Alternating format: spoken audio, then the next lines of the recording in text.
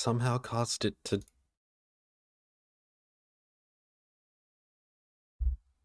have a completely blank screen on the title screen, huh? That was weird.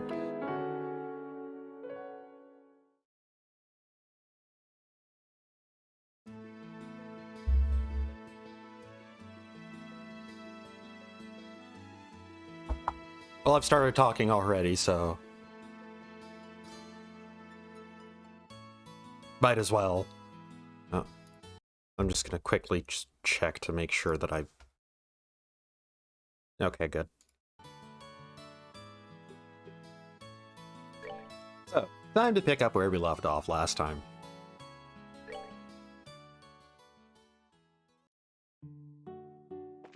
Which means it's time to go to the abandoned mine and see if our dad is there.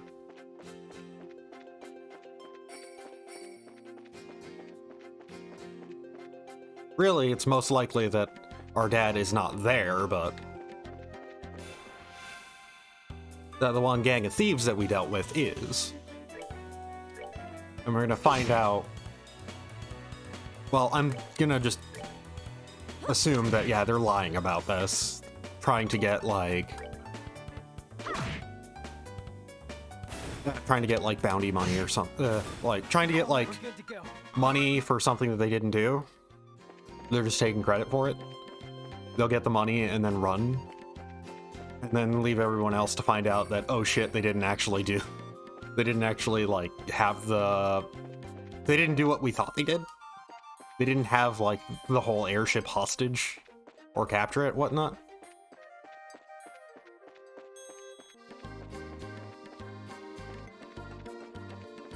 Okay, where? Okay, it's to the north. Thought it was to the west.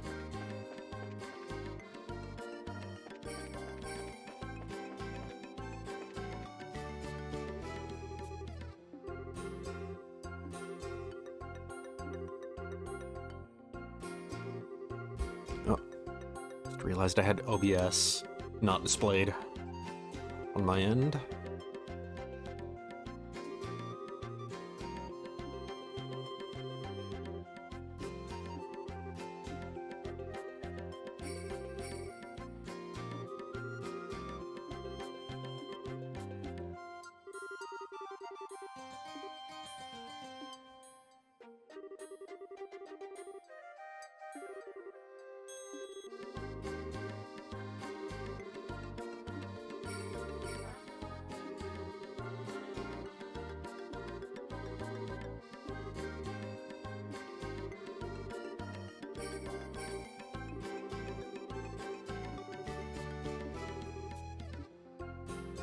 I don't know, I'm with Estelle, like, does it really matter?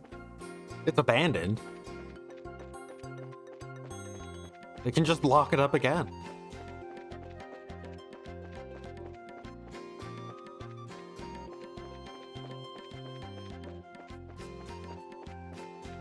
Our group just increasing the cost that this tiny village out of, just off to the side that only really produces fruit and whatnot. Just making them pay for new padlocks.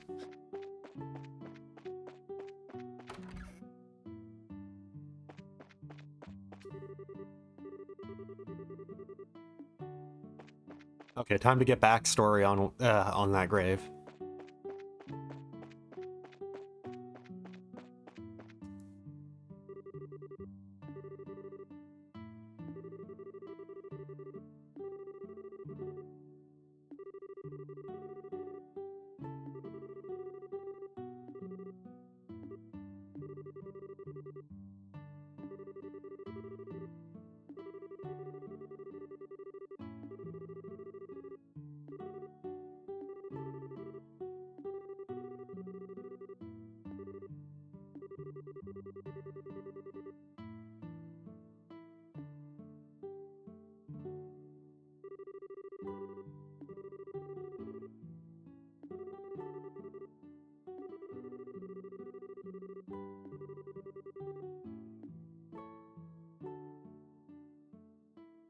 Probably gonna turn out it was stolen.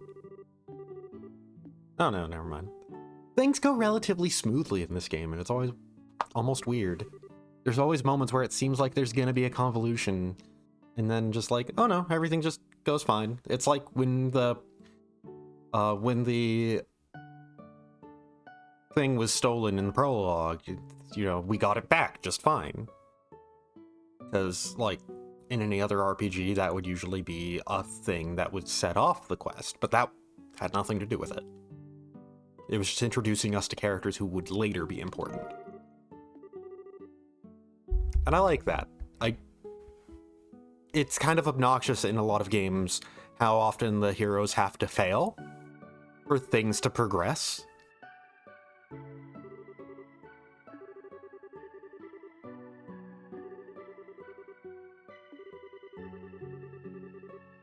That, like,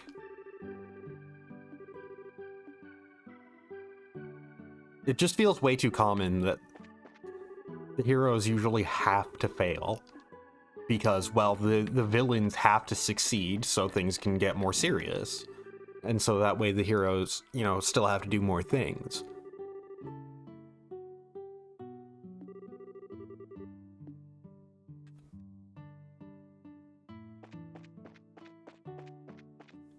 You have a key. Can we use it further? No. But yeah.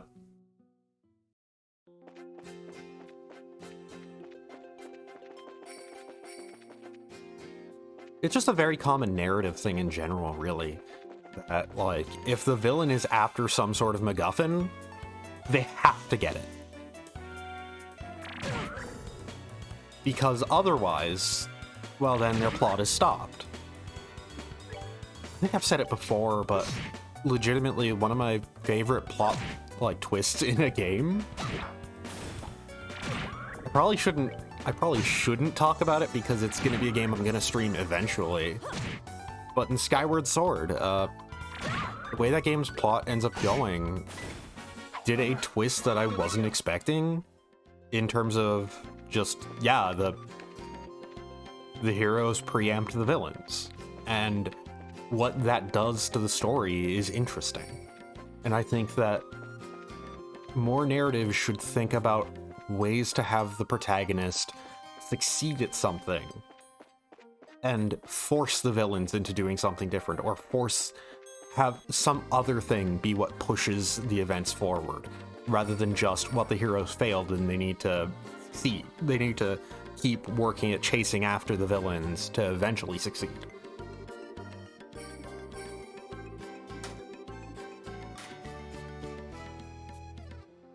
Because it's very frustrating when the heroes constantly lose until the end.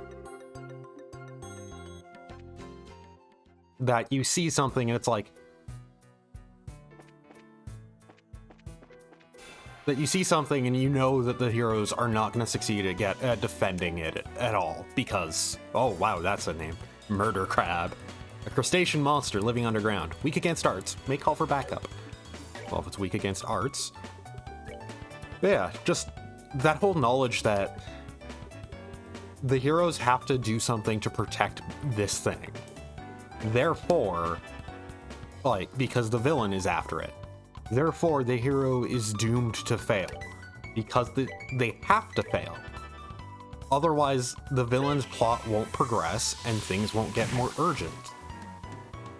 The villain will just be done and whatnot.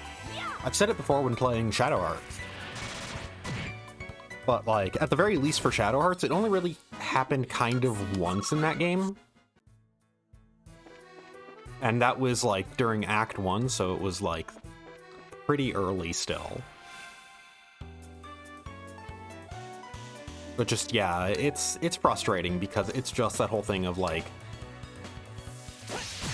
you couldn't figure out a way to have the heroes succeed without it just kind of ending everything for the villains.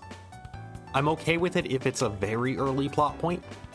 If it's like the start of the game kind of thing, or like before things really get going, I'm okay with it then, but just, yeah, it usually is too constant of a thing that it just, you see it pop up constantly throughout the story, that there's this group of MacGuffins, and you know the villains will keep getting all of them right before you do, and you will always fail at it in some way. That you'll think you have finally one-upped the villains, but no, they figured it out before you did and whatnot constantly, and it's only right at the end of the game that you finally are able to like stop them. Like I said, it's one of the most frustrating things in like any JRPG or story really in general to keep encountering. I mean, it's just super common. And I'm happy that this game just isn't doing that at all. It's having opportunities for that to happen. Because it's having opportunities for like little convolutions to pop up.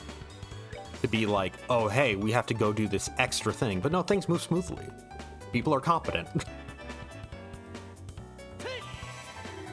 The heroes aren't constantly failing and needing to chase after the villains because they're constantly being one-up.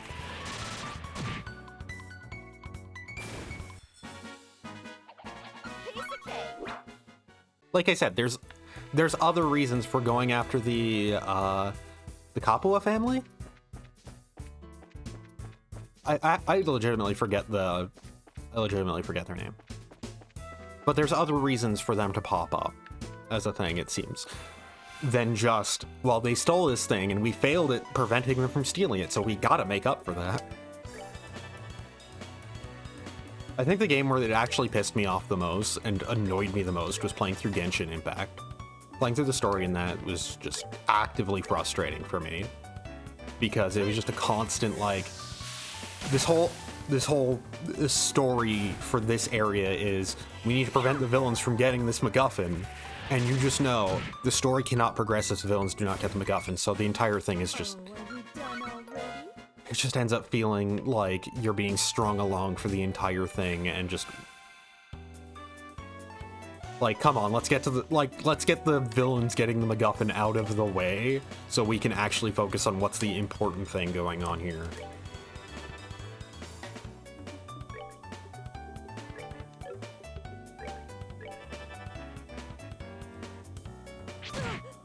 Because spending an entire chapter of waiting for that moment of the hero to fail, for the protagonist to fail at what they're doing, so you can then, like, have it be pointed out what the actual, like the actual important story was, it's frustrating.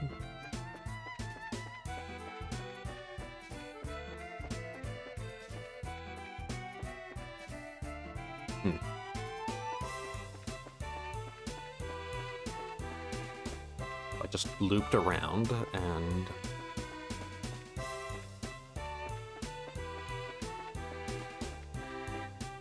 okay, this was the entrance. I just never went this way. I think I might have. I probably did. I'm just gonna run right now.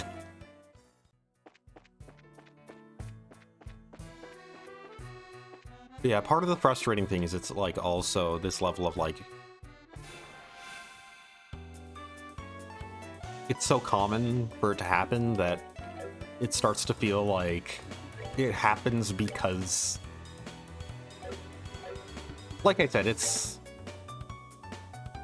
to be this whole feeling of just, you're the writer, couldn't you figure out something better? You're the writer, couldn't you figure out a way to progress this plot without this happening? Because it almost starts to feel in some ways like it's the writer throwing their hands up because they don't really know a way for the story to progress without it to happen.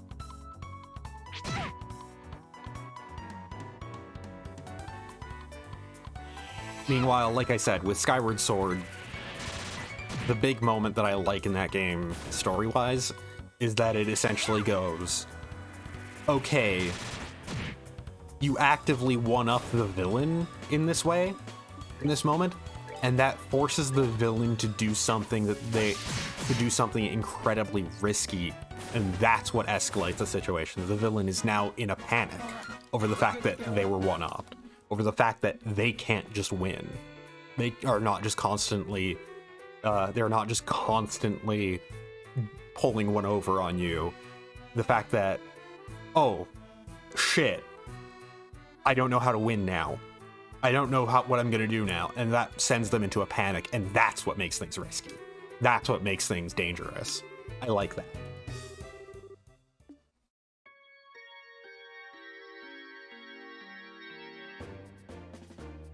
Well.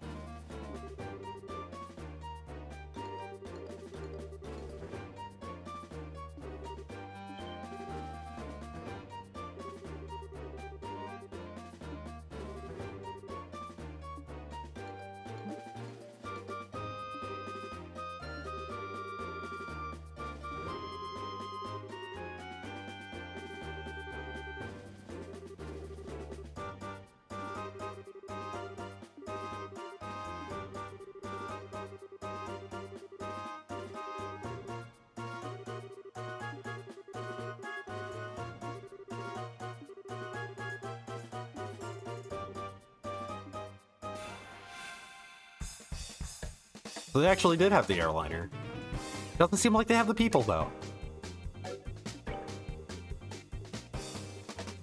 Of course, that will remain to be seen after this, but yeah, huh. Yeah, I was right on Kapua. When I said the word Kapua, my brain immediately went, wait, am I just thinking of Tales of Vesperia too much because of Kapua Torin? So we're up against Sky Bandits. A constituent member of the Kapua household swings a dagger with a poison-laced blade. And Kyle, number 2 man of the Kapua household. His smoke bombs are blinding. He's quite agile. So Kyle's weak to all magic, all elements. I'm gonna try and speed up Sherazard, just so I can start firing off aerials a bit faster. And this seems like a good spot, because, well, I guess that's smart.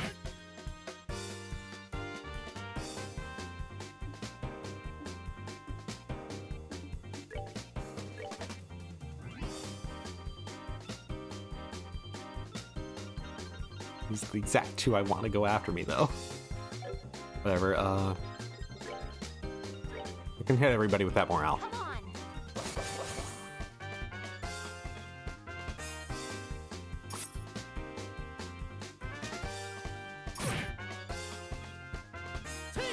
Okay, so only one enemy is not going to be hit by aerial here.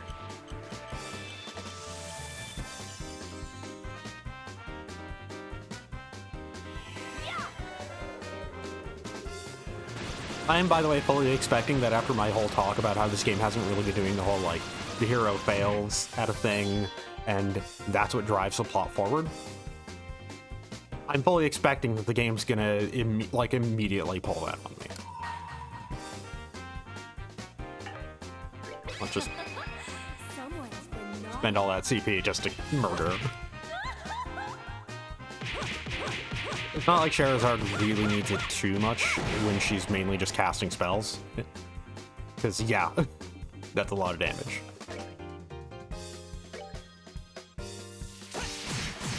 There we go.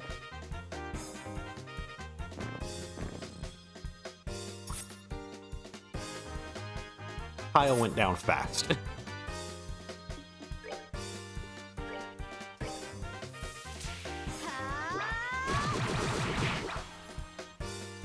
Of course, I missed the only one that hasn't taken any damage so far.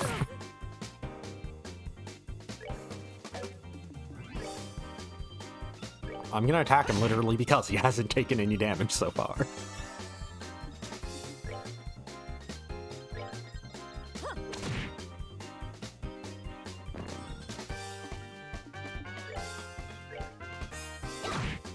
That wasn't too hard. Piece of cake. And I got a lot of fire sappets too.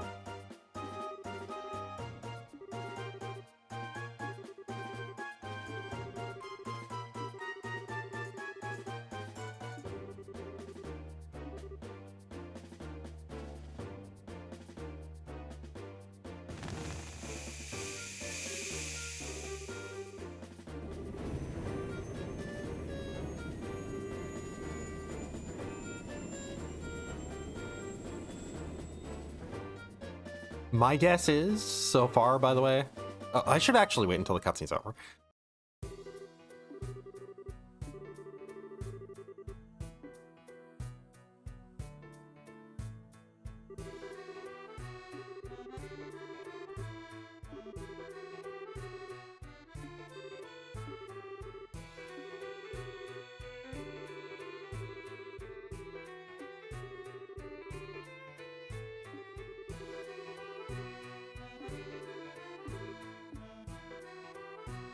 Yeah, it's gonna be, like, answered right now.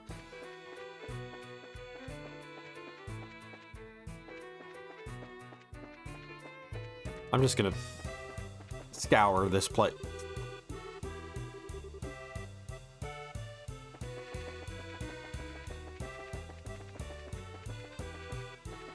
Scour here, just in case there's a treasure chest.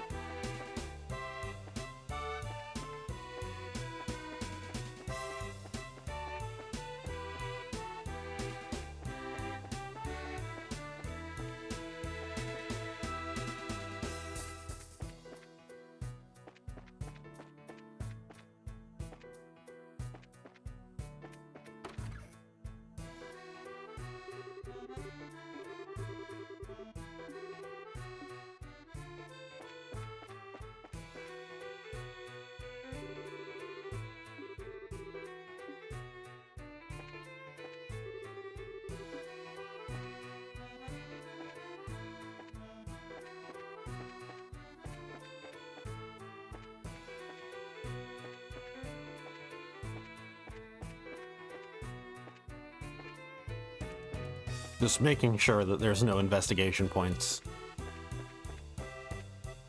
on any of those.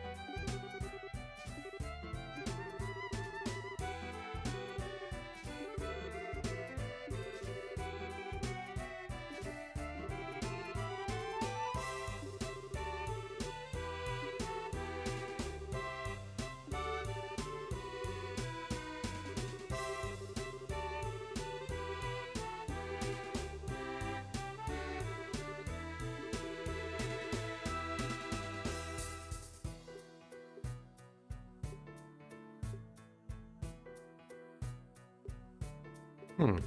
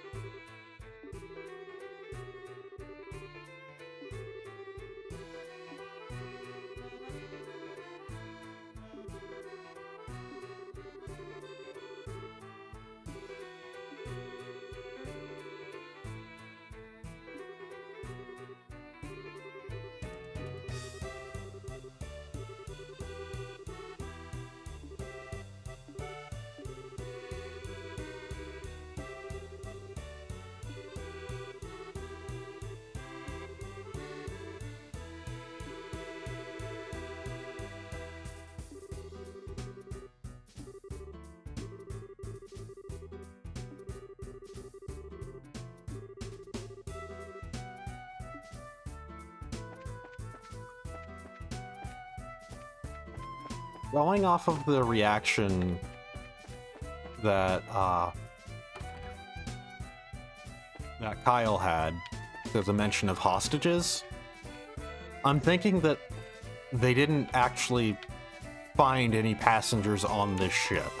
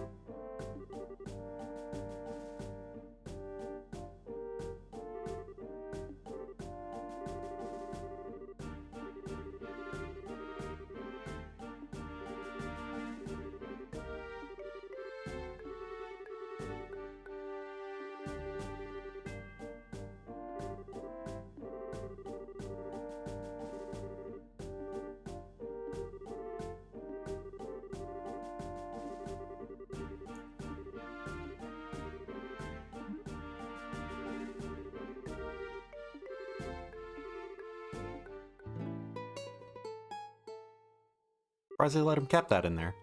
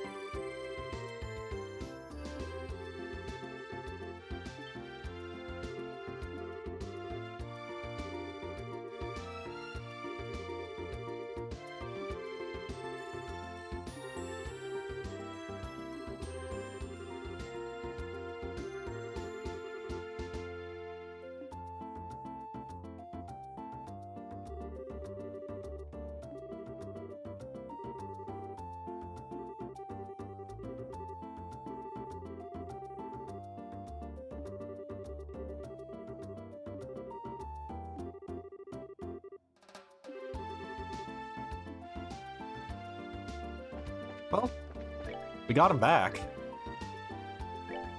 Does he have a better gun on him? Nope. We just got an extra gun.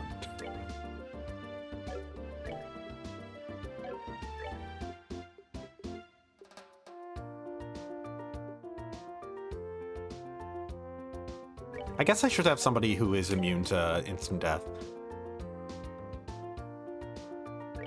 And yeah, I'll give him prevent seal as well.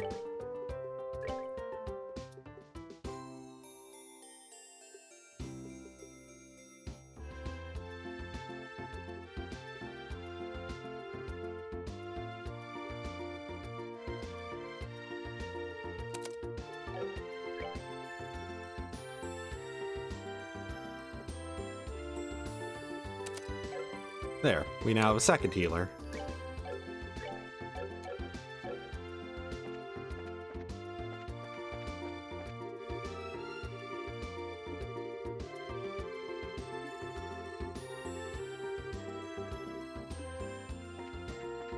She's pretty okay about that whole wine chugging thing. Admittedly, to a point that it almost feels like she kind of expected that he would lend his help for the investigation.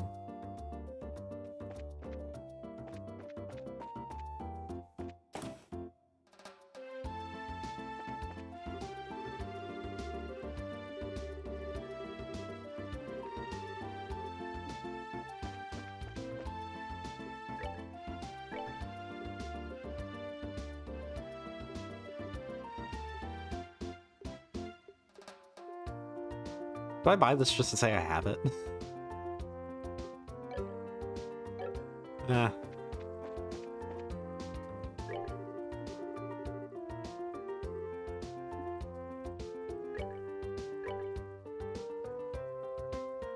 Well, Liberal News issue 3.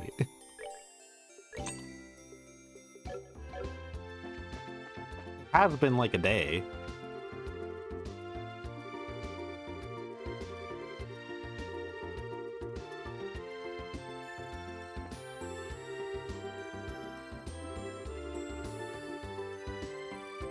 So currently my guesses for the whole hostage situation is either when the Sky Bandits found the land, that it was empty. There was nobody in it. Or they're working together with the people in it. That there's some sort of greater plot going on. And that's why Cassius hasn't just kicked all of their asses. That's my 2 guesses, so. Oh, right, I should... Damn it.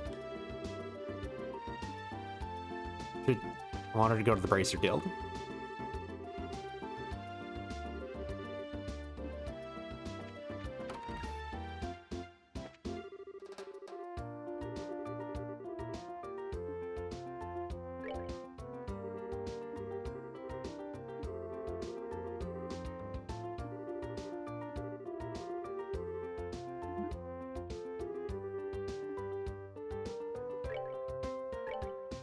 Stolen ledger that contains secrets.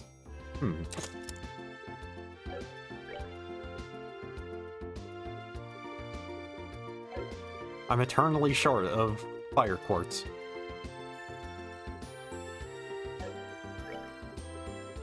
Eternally just barely short of fire quartz. Also, yeah, Olivier has almost everything unlocked, huh?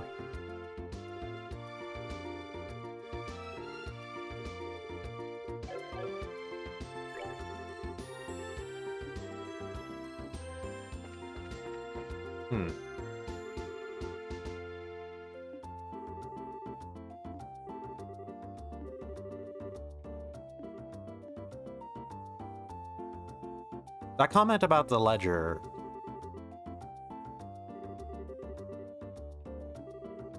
makes me wonder some things.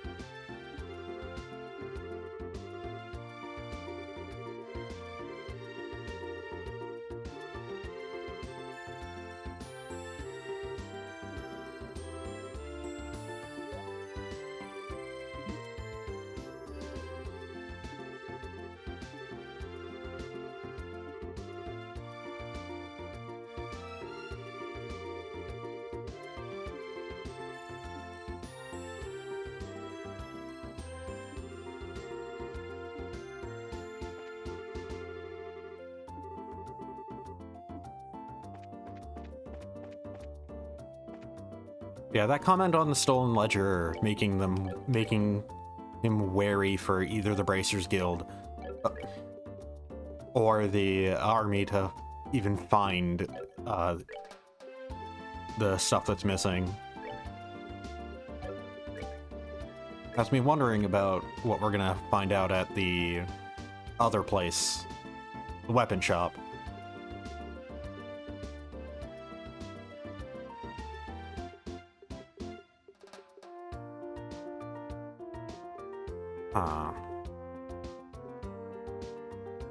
Yeah, let's go with the EP increase.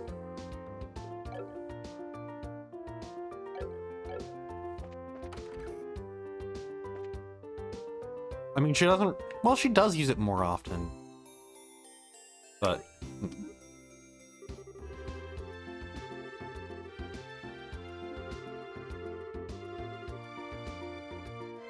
okay, so no comments on anything potentially illegal going on here.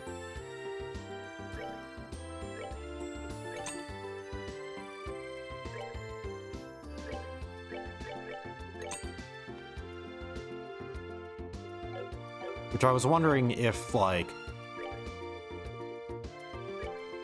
if stuff was allowed to be stolen by somebody because of it potentially exposing some illegal things.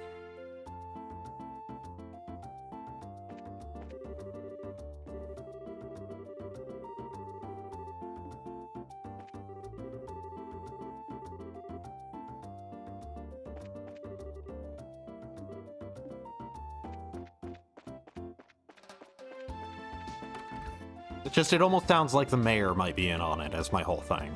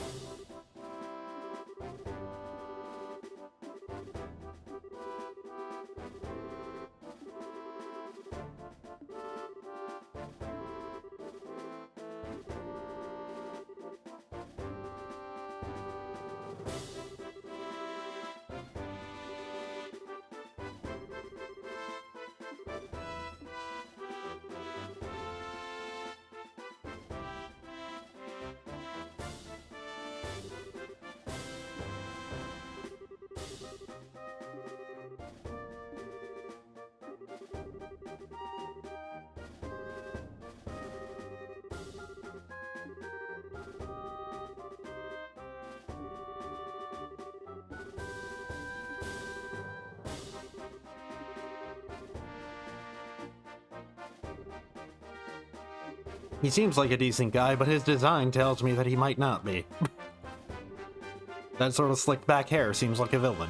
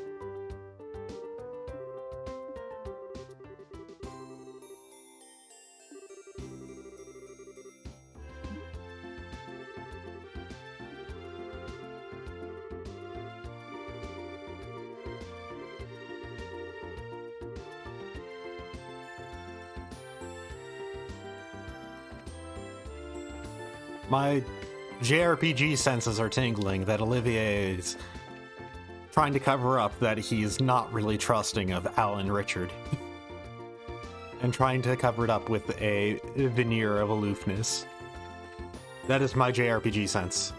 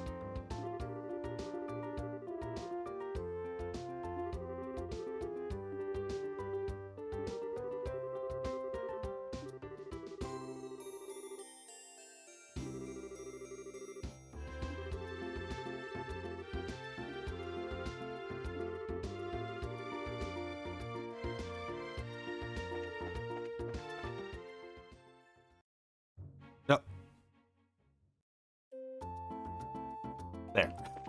I was confused for a second by which direction I was running in. First want to check out the Bracer Guild, just because...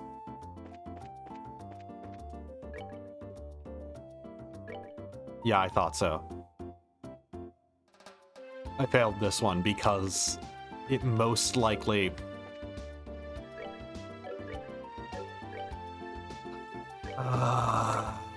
I'm grateful for Turbo.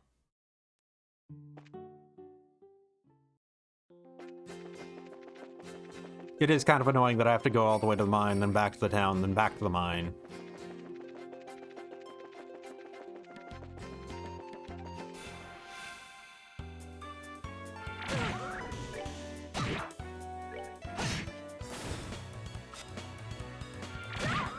Wait, I just realized.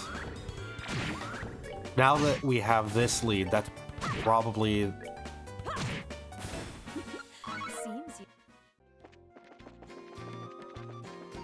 That's probably when that side quest starts, actually. And that getting arrested for the night is when side quest ends.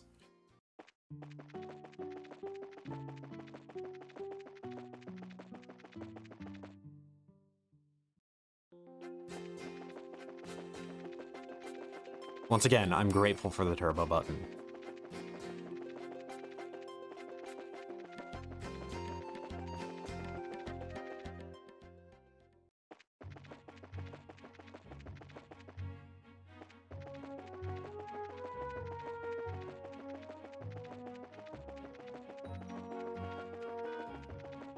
I'm just moving right now by staring at the minimap and avoiding the red dots on it.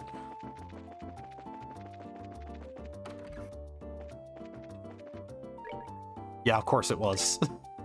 Term, short. Well, we now know what a short term means.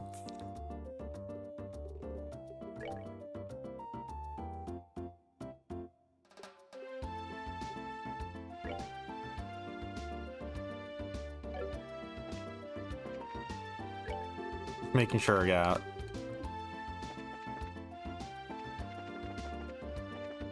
At the inn. Well, the hotel, I think.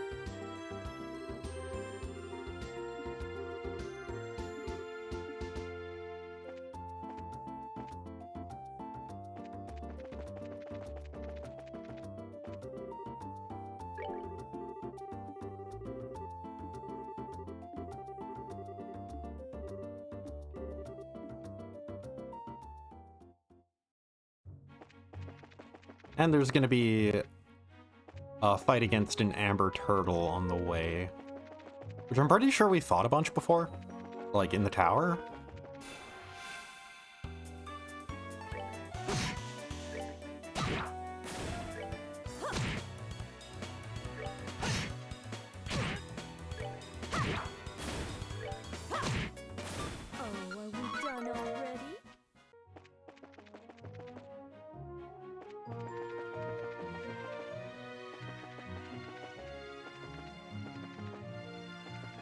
It would be pretty noticeable. Whole turtle.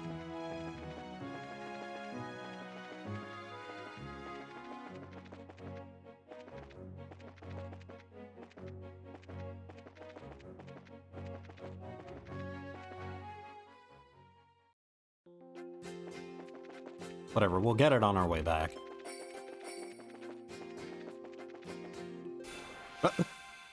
Turbo kind of made me Oh. Queen Scorpion. Right, yeah, we have to use magic on this thing.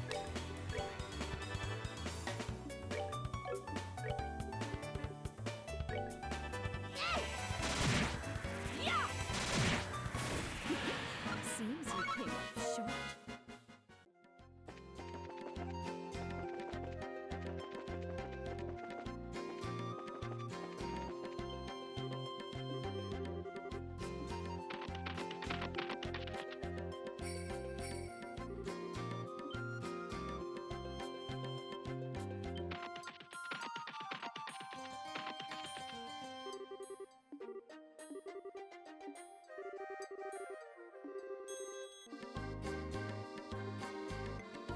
Hmm.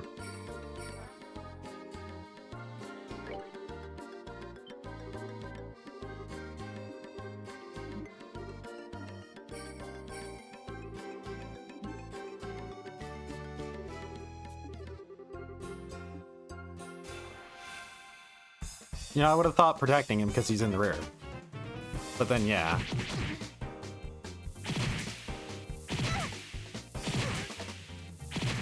Wow. Yeah. Getting us surrounded probably was the bad idea, but then technically we'd be surrounded no matter what, but...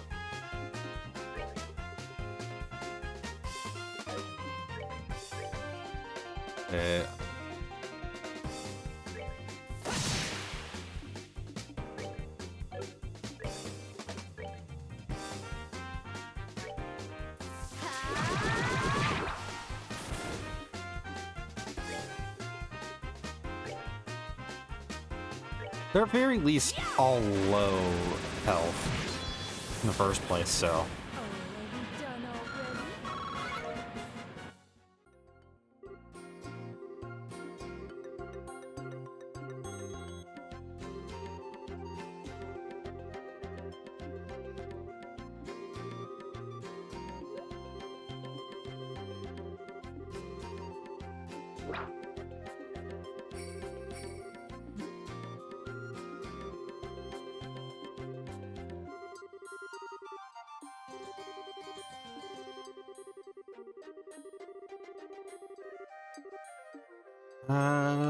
I want the bracer points.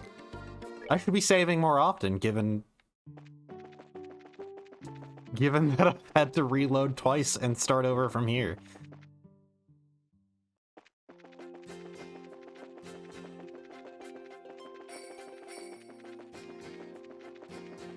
At the very least, it's actually reasonably quick to speed through cutscenes. I haven't had a need to do so yet. But this is a Falcom game, and I know how those work in terms of skipping cutscenes. Which is that you can't skip cutscenes, but you can make them go very fast. And that's before even factoring in fast forward.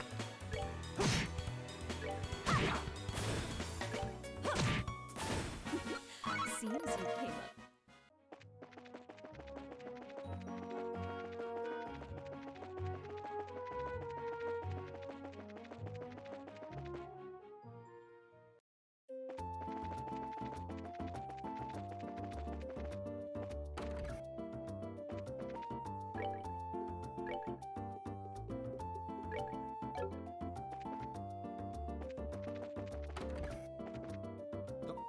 Wait, right, this is not the inn, that's the bar. So, yeah, you just hold the cancel button and it speeds through all text. In other Falcom games, it also starts doing starts fast forwarding through the cutscene as well. Like, as in, like, all animations start playing faster as it goes. Oh wait, it's on the new Ansel highway, or road.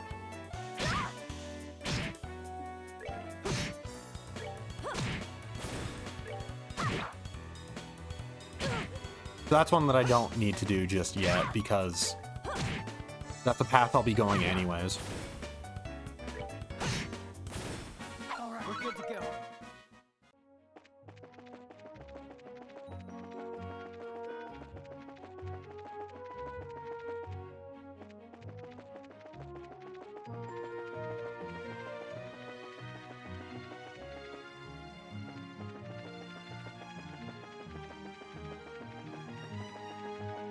Yeah, and fast forward, the best way to avoid enemies is just watch for the dots on the mini-map itself.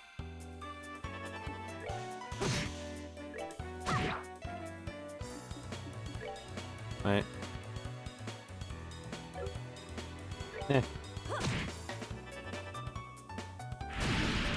Okay, that actually hurt. Alright, it self-destructs.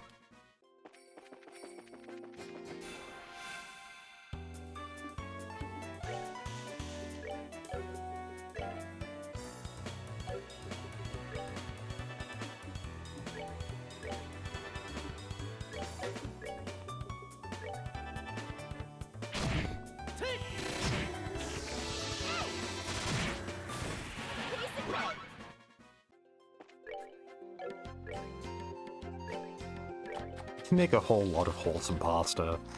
The biggest problem with making and eating a shitload of pasta is just the, like, waiting for that little sound effect to finish playing.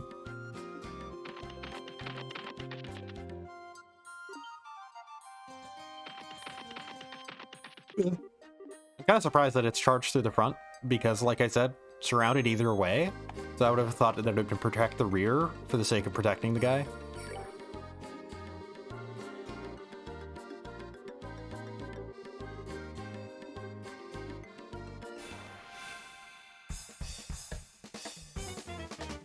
But yeah, I guess the logic is that you are explicitly fighting one group over the other, instead of trying to fight both at once.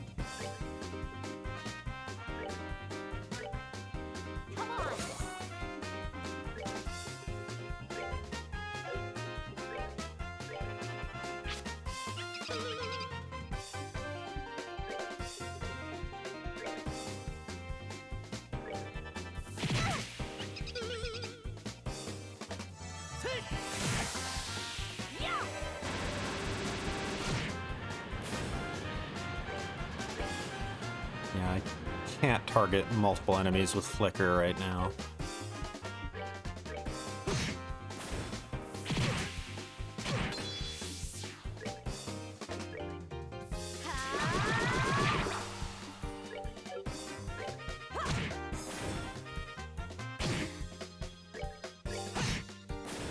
That's that. Let's move out.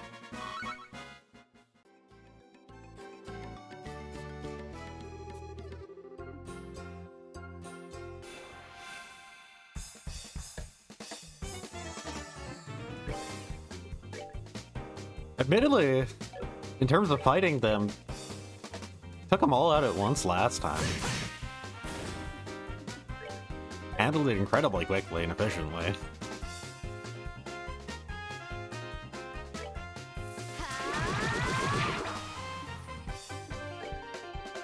So they're probably all going to go after Estelle due to her positioning, so... Okay. At least all placed around her. I didn't read this. It's a creepy sheep. A dirty, calculating sheep. Beware of its sleep attacks. That's that. Let's move out.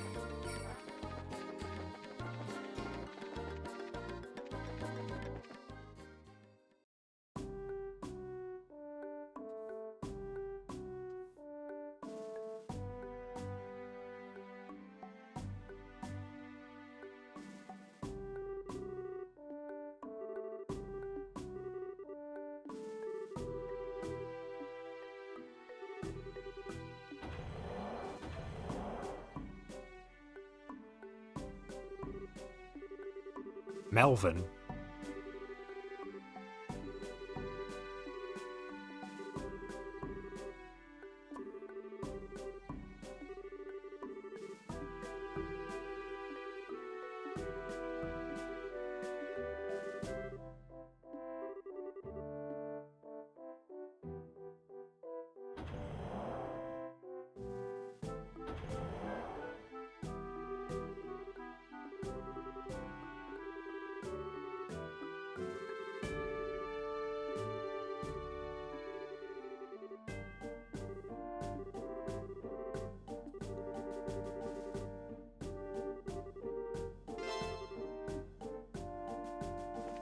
There's an orbment charging station in here, so I'm just going to quickly use that before anything else. Okay, screen transitions do stop those sound effects from playing.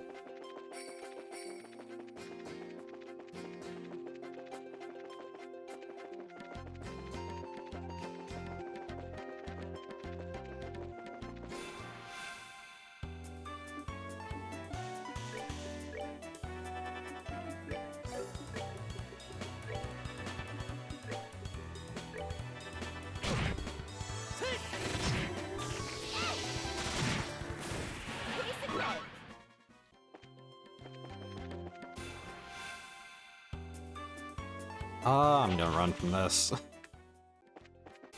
I'm gonna run from this. Oh, never mind. This is quick enough. And it was a preemptive, so I get the first attack.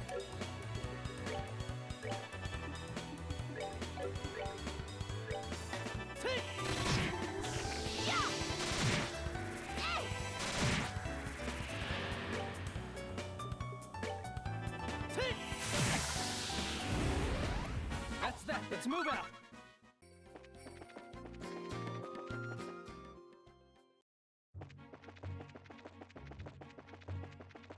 I should probably report this before continuing the story.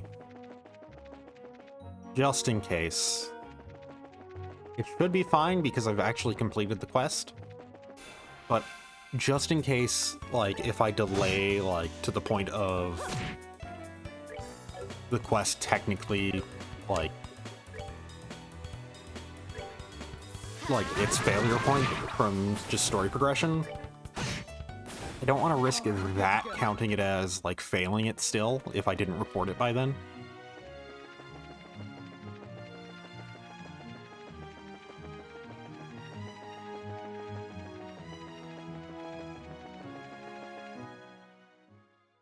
And you know what? I might as well go take down the Amber Turtle. Fast enough to do so.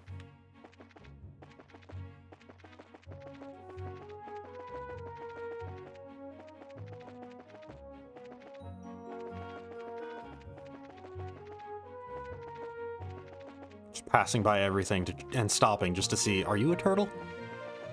No. You a turtle? No. Oh. Not a turtle. Why would I fight it? You're not a turtle.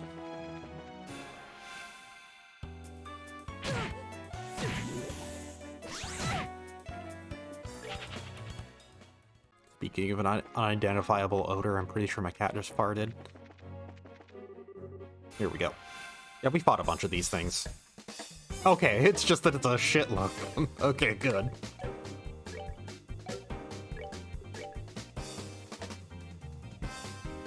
There we go, I can hit two. Okay, never mind. Right.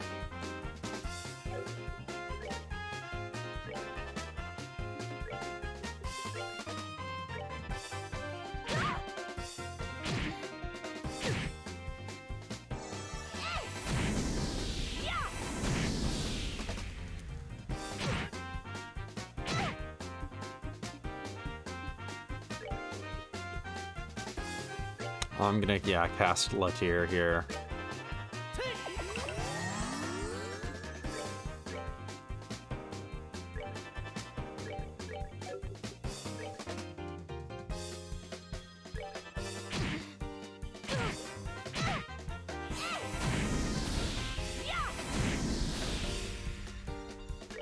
Best to just take them out one at a time.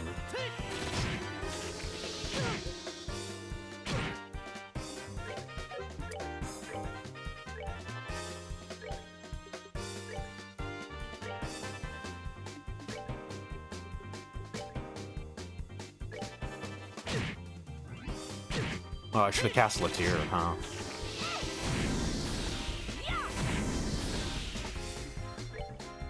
Okay, this will still fire off before anything else.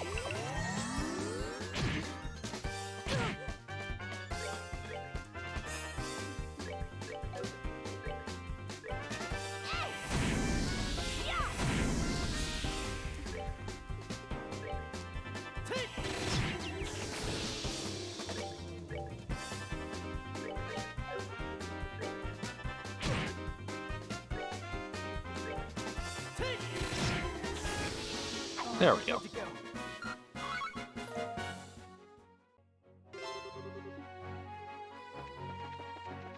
And back to town. Oh!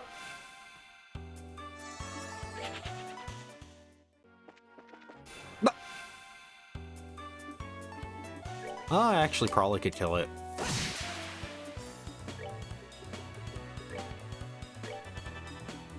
Before it even gets a chance to act, and these things give pretty dang good reward. We're good to go. Yeah, they give a lot of Sepith, and they can give HP 2 Orbment.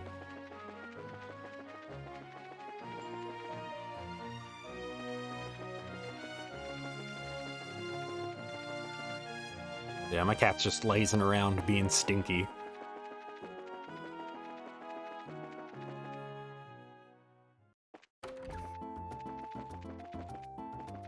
Okay, now it's time to go hand in quests. Nothing new came in. Okay, good.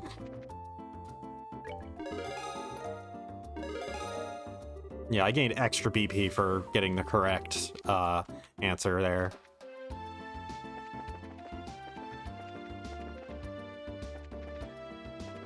I'm just...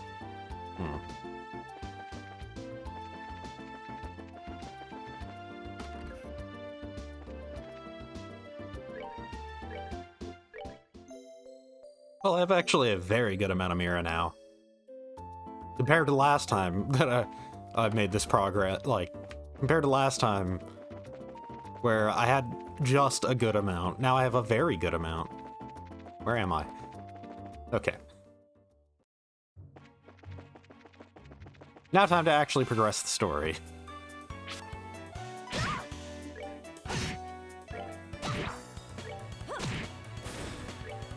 Which should be even easier. Let's move out.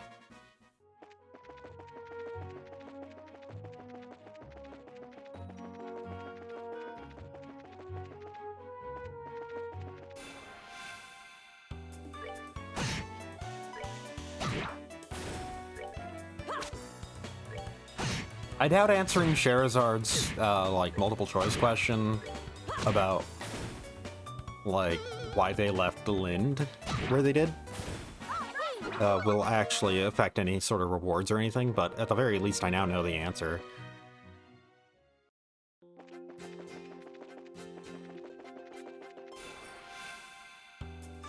I seemed to answer in a way that was close enough, too. Before, but... All right, we're good to go.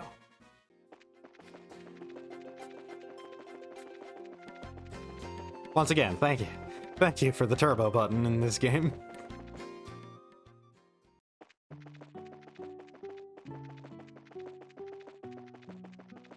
Grateful this port had, well, this technically was the original version getting a localization, and then I'm updating it to have this. And then just doing a bunch of updates for the original release, technically. Because the game was originally a Windows game.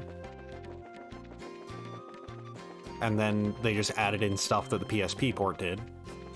But the PSP port was the first official localization of the game at the same time.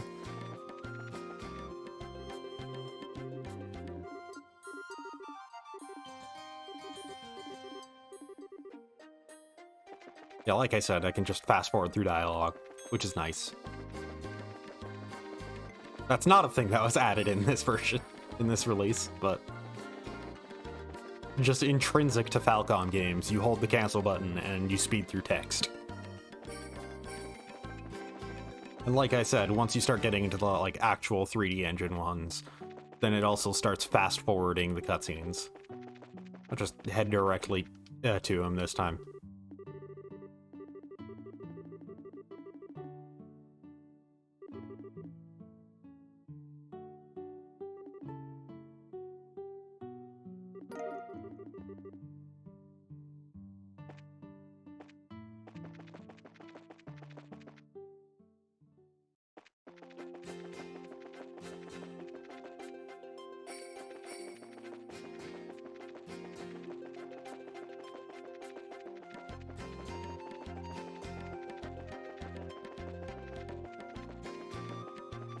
Yeah, at the very least, this whole thing has been one big reminder that every single story event that happens, I should check the Bracer Guild. Every single time a single story event occurs, check the Bracer Guild. There might be something that is a short term that I need to do in that moment.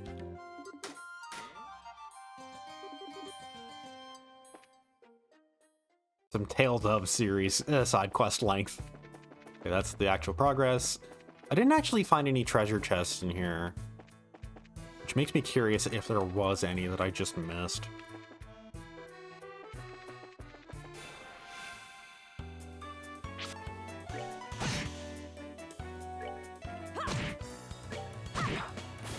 We're good to go.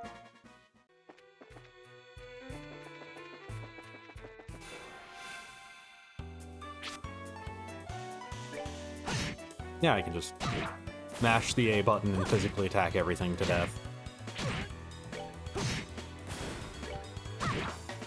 I can kill these murder crabs.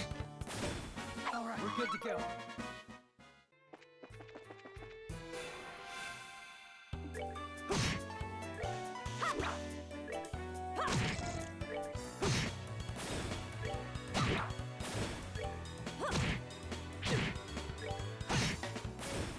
All right, we're good to go.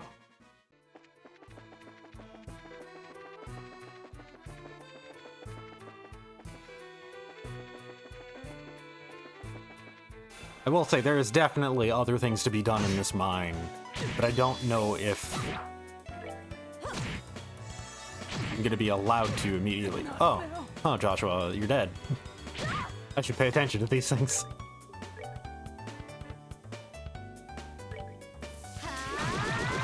Crab murder has occurred.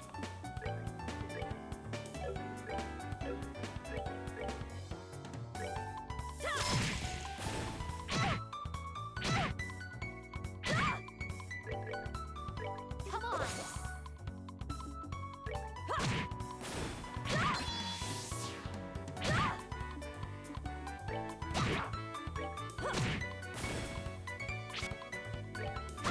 I'm gonna revive him before I finish this fight, but...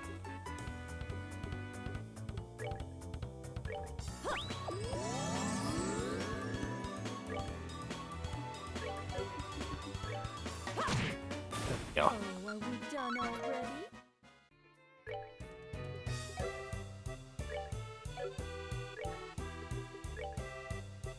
I will say every time I play this game, I always forget which button opens the menu, because having it just on cancel is so weird. This game was originally made for keyboard and mouse. Controllers? That was later. I do wonder if the PSP version had... I actually wonder about the PSP version's controls.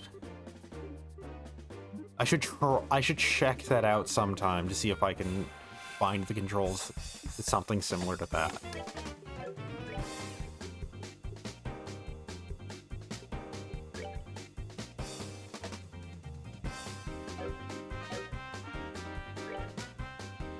Unfortunately, Joshua cannot fire off with flickers right away, but... Come on.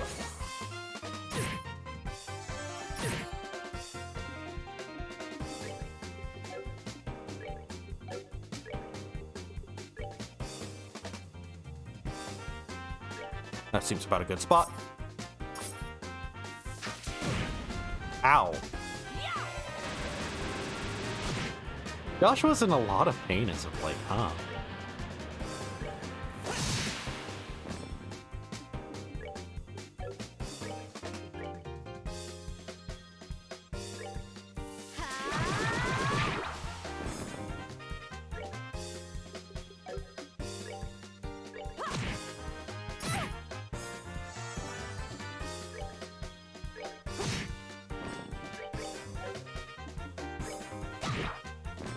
Piece of cake.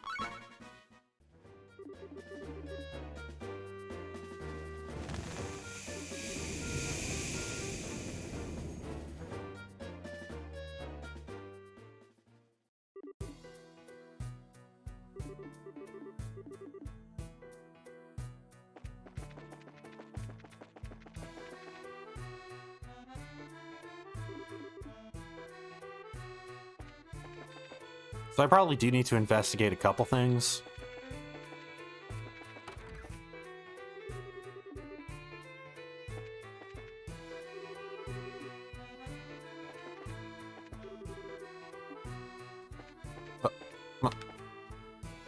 Okay, it was just the upper one hanging around for just a moment.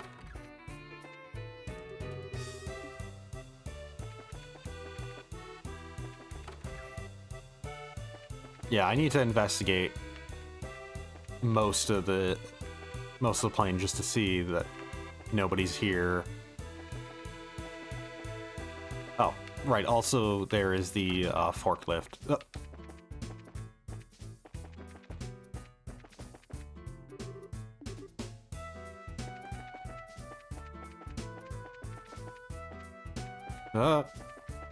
Too fast.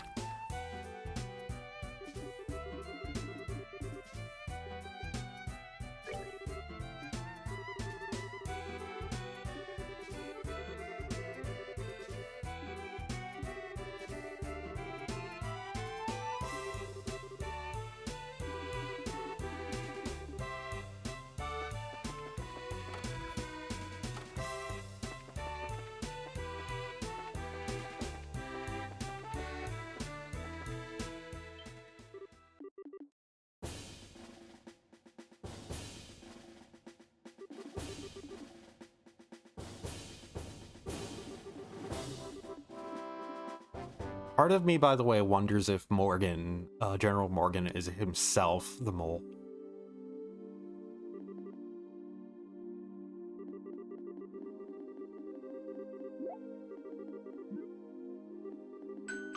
That this is all like a plan to make the Bracer Guild look worse.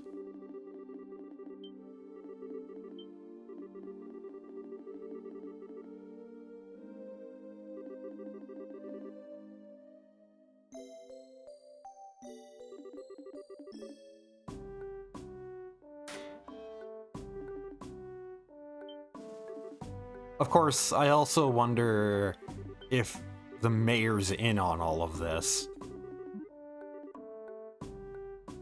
And this is actually some greater scheme that is using the Sky Bandits to accomplish something for her. That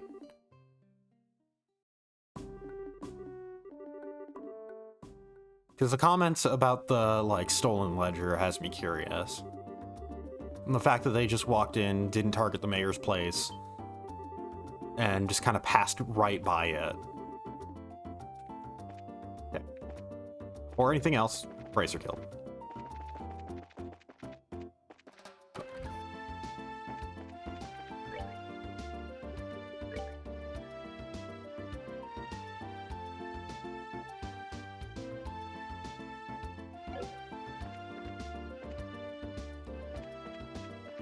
Okay, so that's actually kind of relevant to what's going on right now, huh?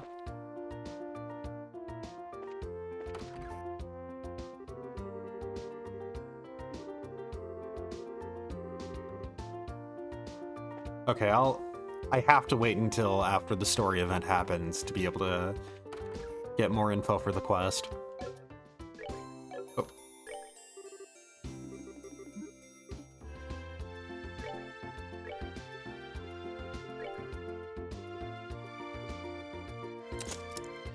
Still just barely short of opening up another.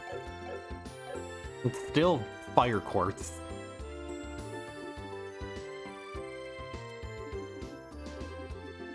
Fire quartz is in definite short supply during the early game.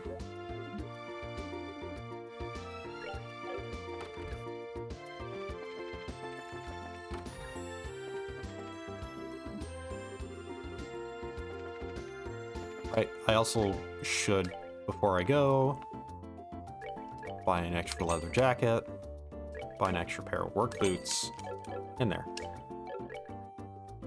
Just so I can upgrade Joshua's armor.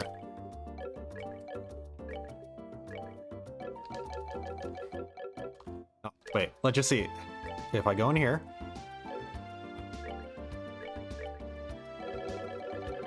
if I just keep mashing the B button, it won't, keep canceling out of canceling.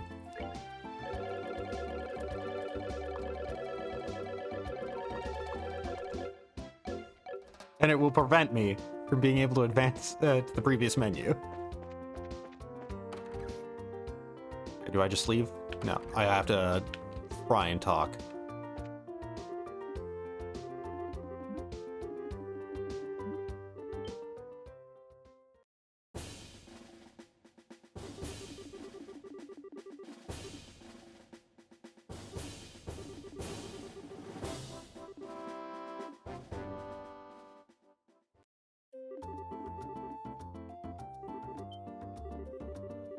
Like I said, it's at the very least nice that it's pretty easy to make up for lost progress in this.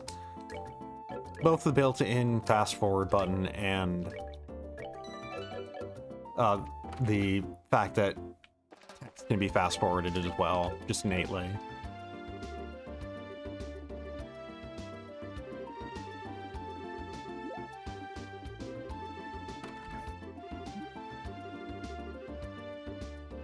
God, playing this is reminding me I really need to beat East 9 sometime.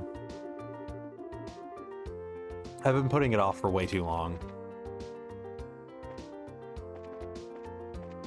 Okay, where do I go?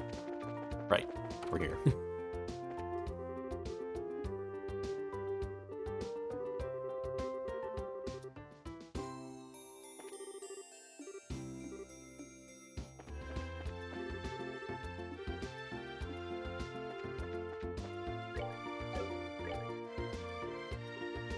So, Stolen Ring, Lana.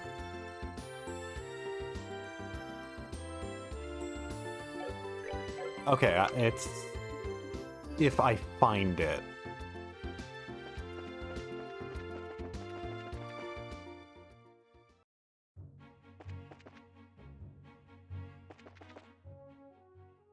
I have a suspicion. If it was found among the burglar... if it was among the burglarized stuff...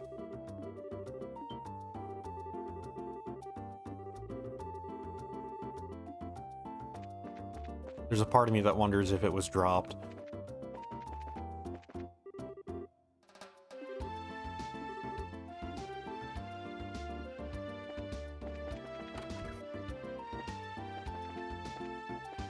Or if it was, like, actually just dropped in her own house or something like that.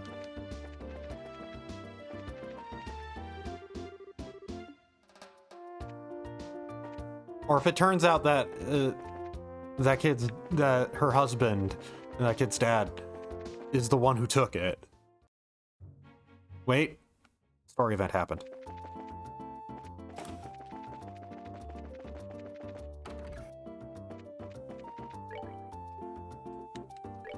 Okay. I'm paranoid now.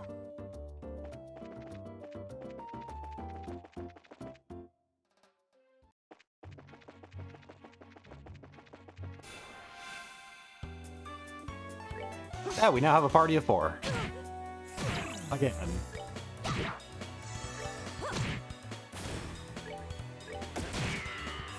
He has low move, but very high range. As you'd expect from a gun user.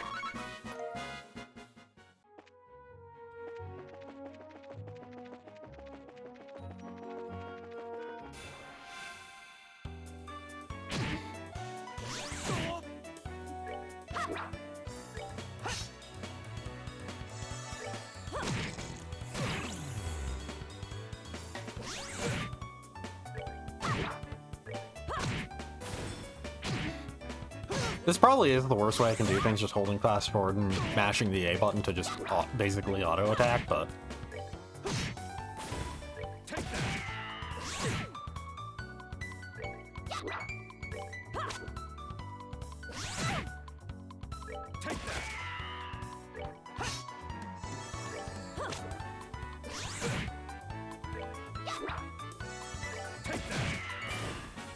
Enjoy the show.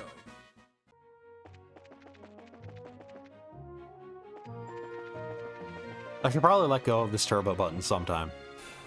Eventually.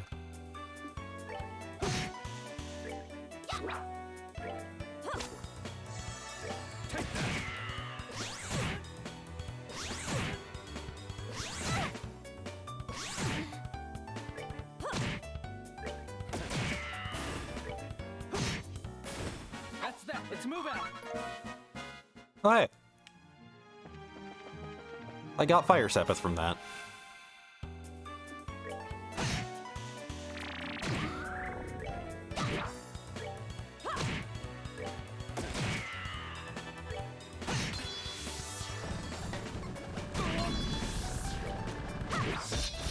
Hey, rule.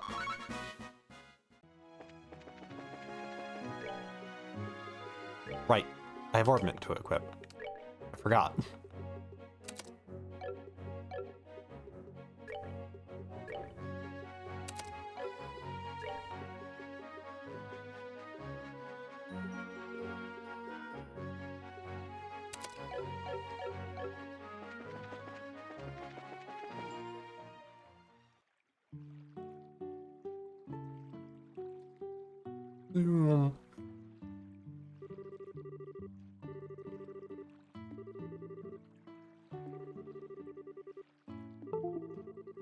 Oh. Disconnected my controller for a second.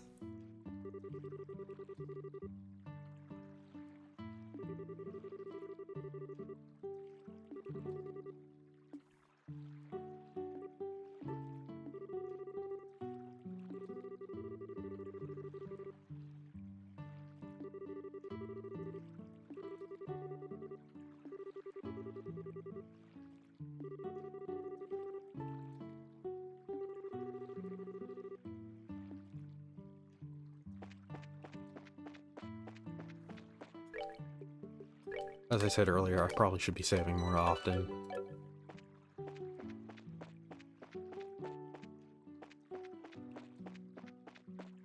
There's gonna be a guy who enjoys fishing here. Here he is.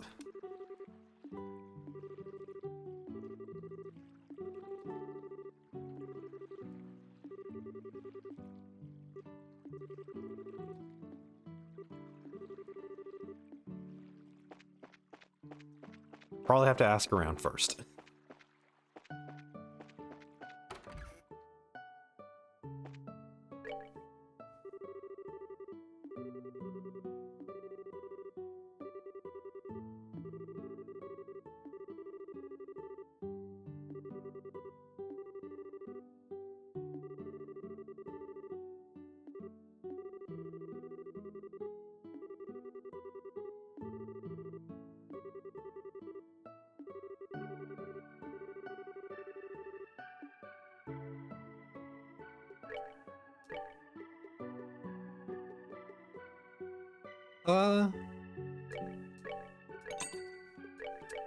Might as well buy one of each of these just in the first place, just because they're good healing items anyways.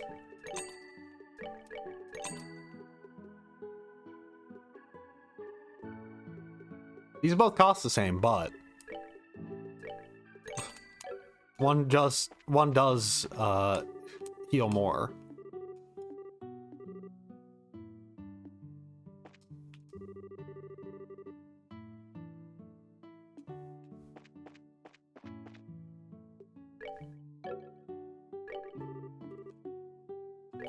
Oh, there.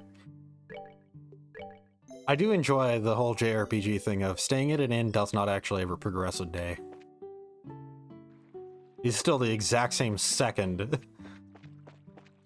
from before we pressed rest in terms of story progression.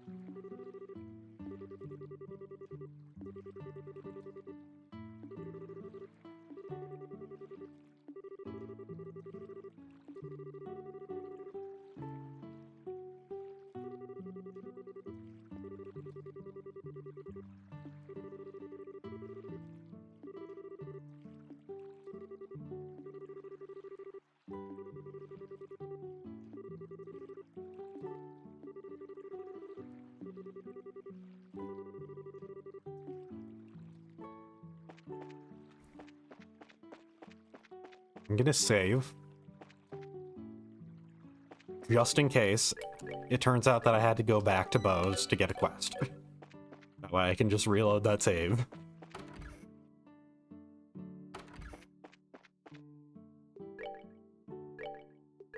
It's gonna turn out that I had to talk and not rest. Yeah, it is.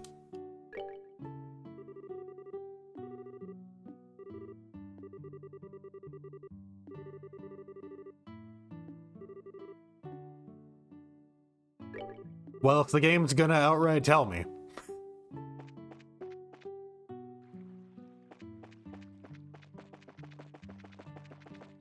Just... I'm guessing that's a warning for, missing other stuff, but at the same time, the game is gonna just go like, hey, are you sure? I don't want to head back to Bose anytime soon.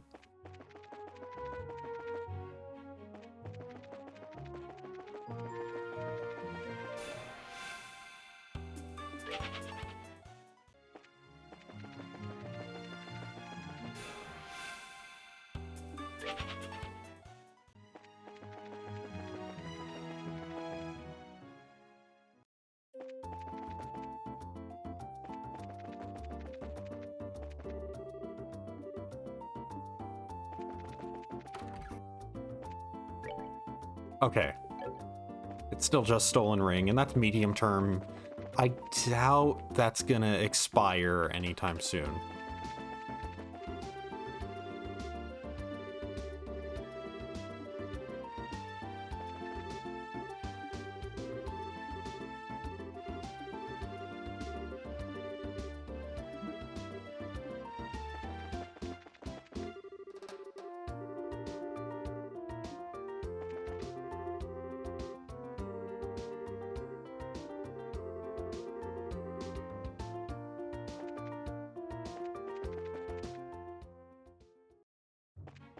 I probably should just load.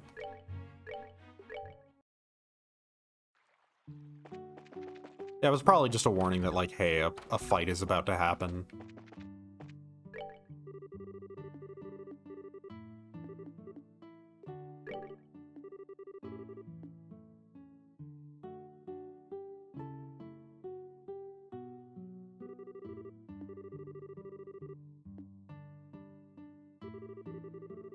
It's also probably a warning that, like, hey, go take that quest first.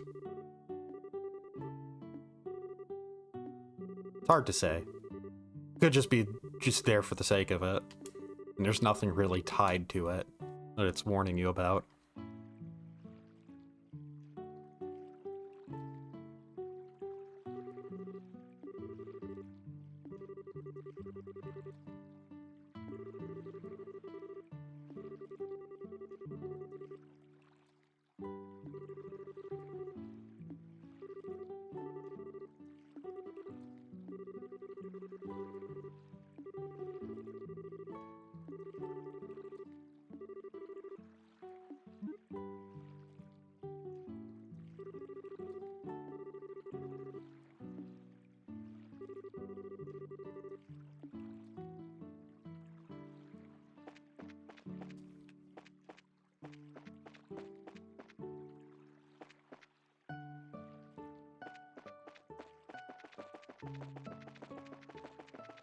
I wonder if there's going to be a full-on fishing minigame, or not even just a minigame, just like some sort of fishing quest or something like that, because this is a JRPG.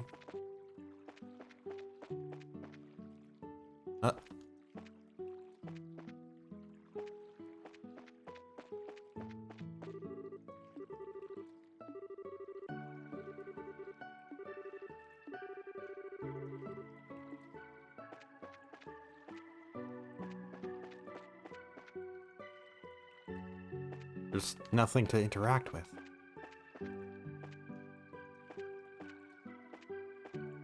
Am I supposed to do something first?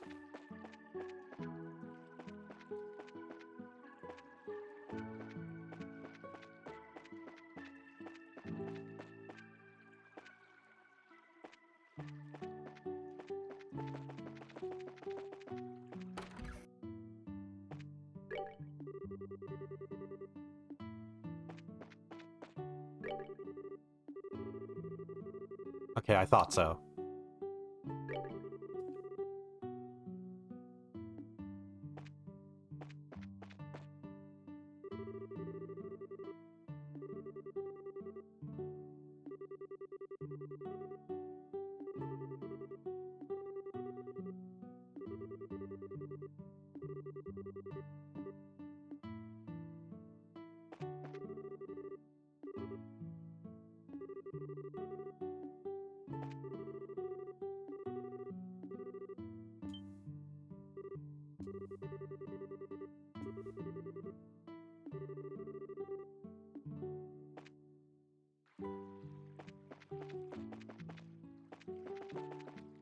Okay, there we go.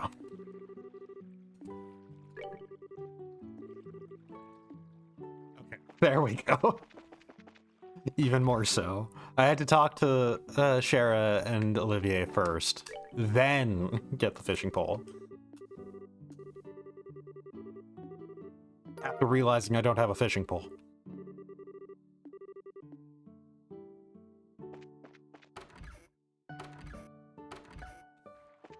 Right? Given this, yes, that's what I thought.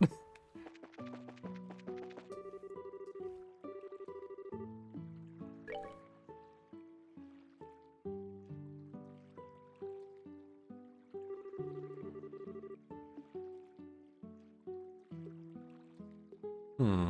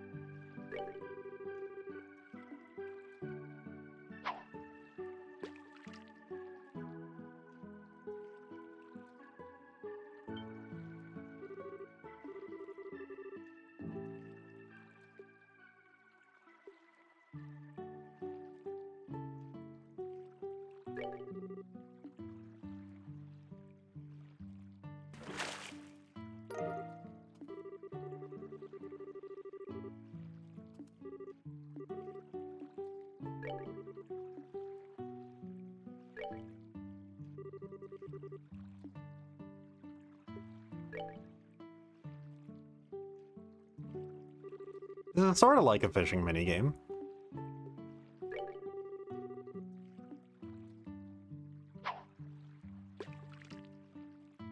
I think it might just be this story event, though. I don't know if it's going to be a recurring thing we can do.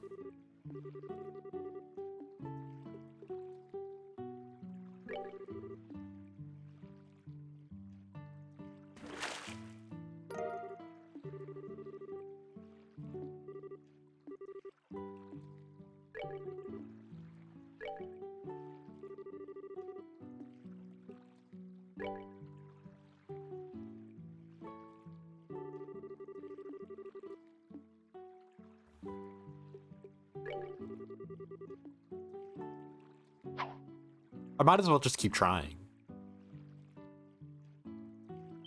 Keep trying different combinations of things.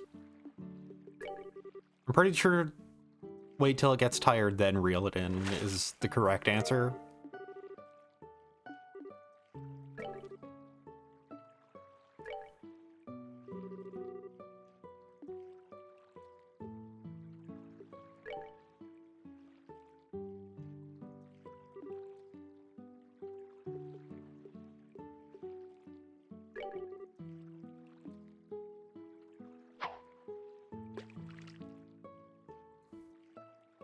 This might also be how I get the ring.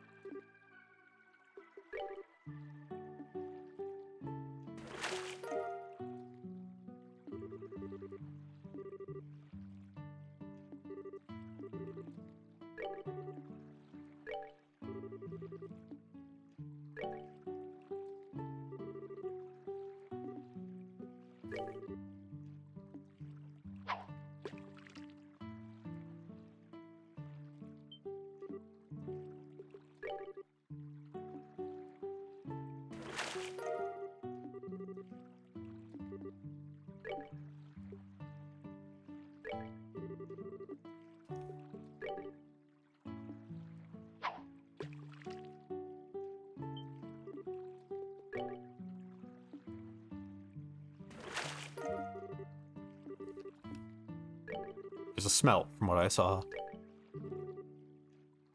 I'm gonna keep trying the pier, just use a lure and try all at once and try and see if the...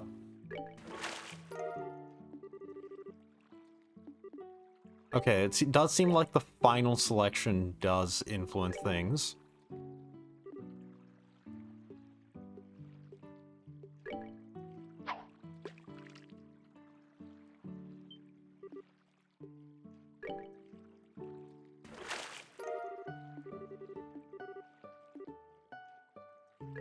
Let's see if I get that salmon again.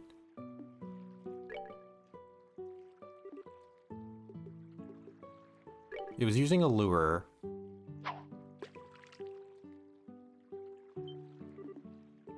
I'm waiting till it gets tired. Okay, yeah. So this is a combination of answers. Oh. I got an achievement for that. Hobbyist. Opt to fish all 10 times. Wait, I do want to check a thing. Fishing... Well, yeah. Fishing, Valeria... No.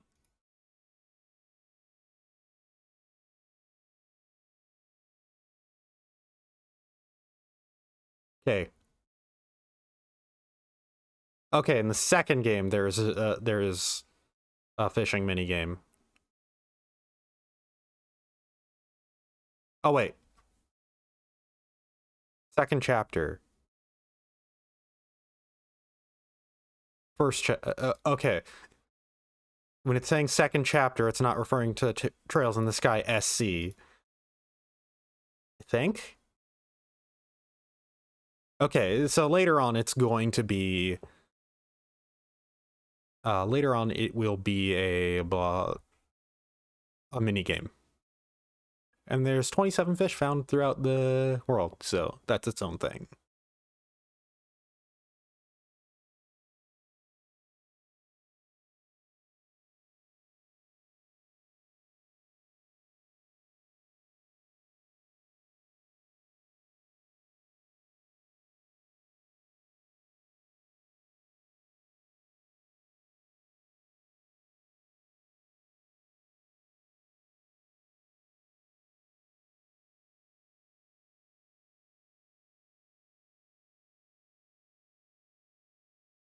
Just checking.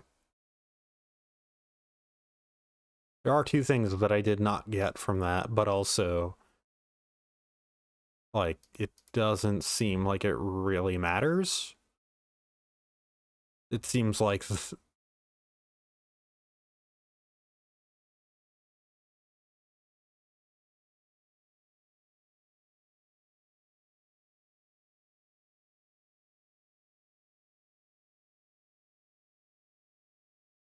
Okay, when it says second chapter, it does mean second chapter? It does mean 2?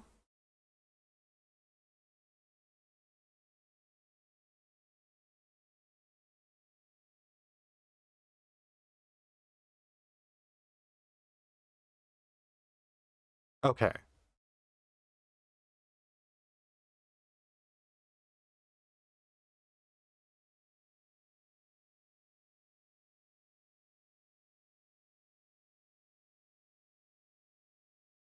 Okay, so it is outright saying, like,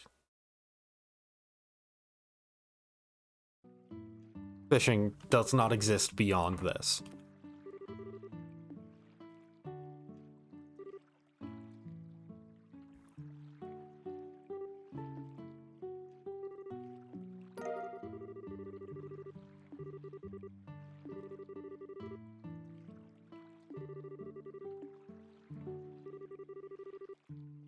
Wait, shit. I realized I have something to... I forgot to get the news! That's what he was warning me for!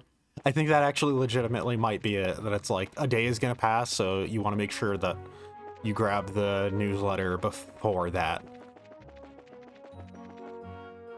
I legitimately forgot to get it because of forgetting about it from reloading the save.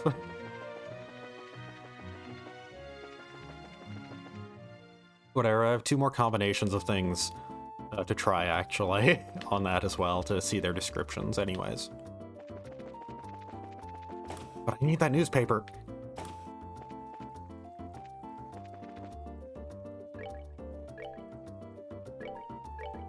Seeing that book reminded me, like, oh, a book, something to read. Shit! There we go. Breaking story, the Lind Saga continues. Ransom request received. A Royal Army representative reports that the Grancel Liberal Orbalship Corporation and Liberal Royal Family alike have received letters claiming responsibility for the Lind incident. The criminals refer to themselves as the Capua family and demand a hefty sum of money, rumored to be in the millions of Mira, to secure the passenger's safety. Who is the Capua family? These so-called Sky Bandits are a group of marauders operating from the Imperial airspace all the way into the Bose region. Their exact numbers are unknown, but they're believed to be around 24 strong. Need for cooperative efforts. With the incident quickly turning from search and rescue hostage negotiation, collaboration between the Royal Army and the Bracer Guild seems to be the best possible course of action. When questioned on the subject, a guild representative stated that the relationship between the 2 parties has seen worse times, but is still less than civil. Given this idealistic divide, a partnership still seems extremely unlikely. Bose's mayor, Miss Mabel, has launched an independent investigation through the guild, but still laments that the Royal Army won't share their information. This is no time for jurisdictional disputes, she says. Both parties need to work together.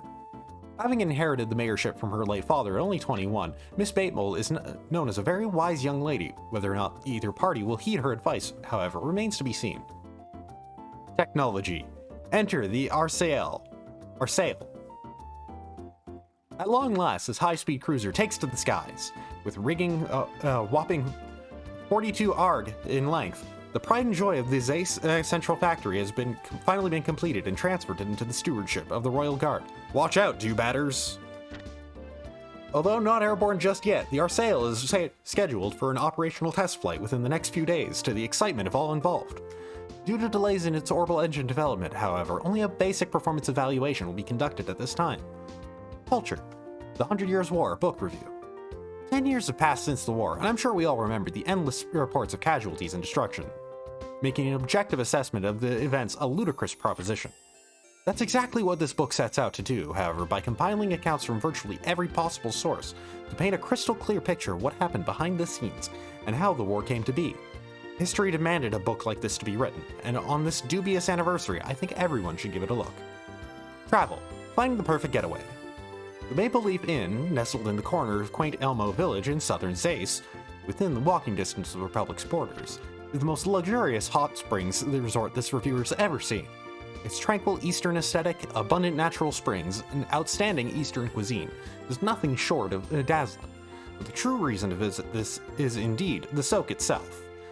For you see, the Maple Leaf Inn is renowned for its open-air baths, an understandably embarrassing prospect to some, but those who succumb will be glad they did.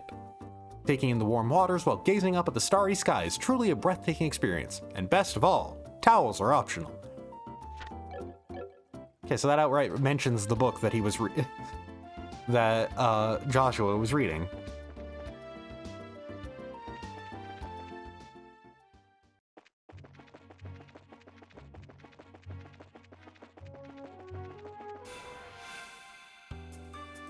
Obviously, Joshua got the idea to read that book from reading the newspaper without us.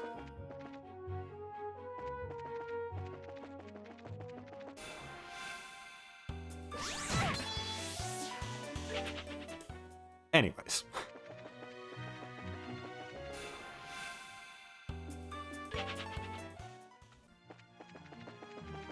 Back to wishing I was fishing.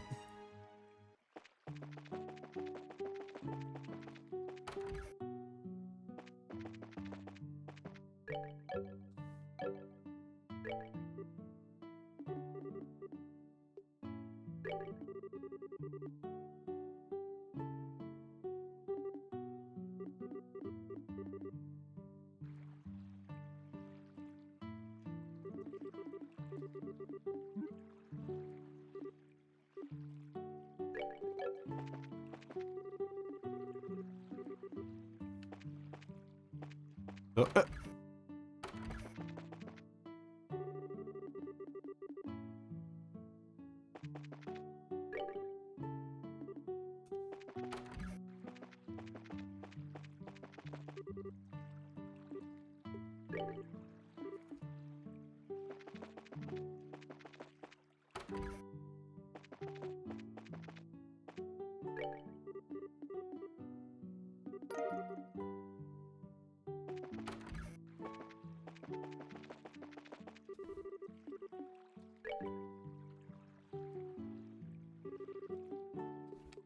Okay, let's just see. First of all, the east. Use a lure.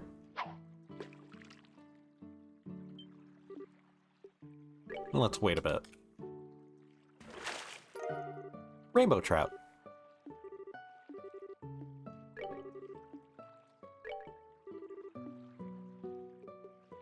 Let's go with the east again. Let's see what the... Nope.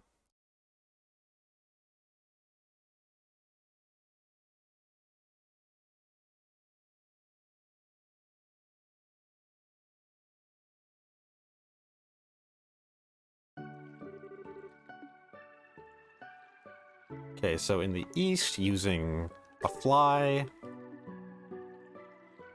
and waiting longer.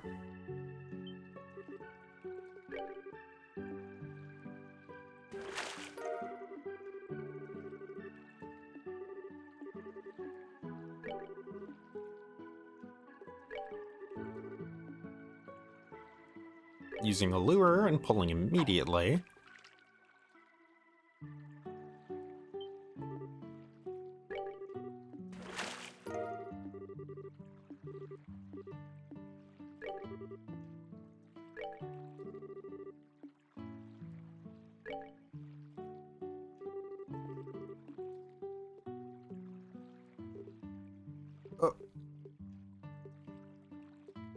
Okay, and for here, using anything and pulling immediately.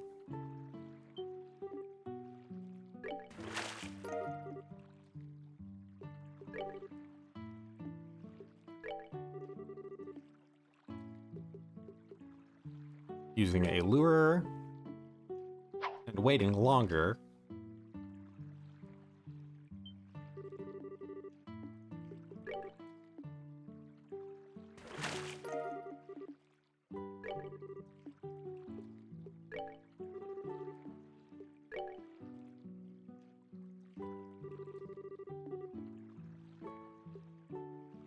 Using a lure and pulling immediately or waiting longer. No matter what, it seems waiting longer here gets you the boots. Okay, that was everything that I can pull up.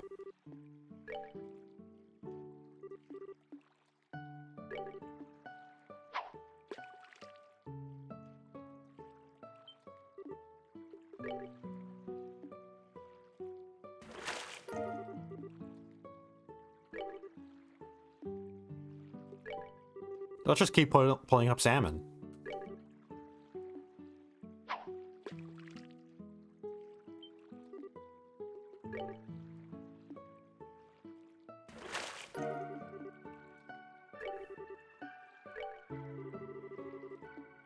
Let's get another tiger rockfish.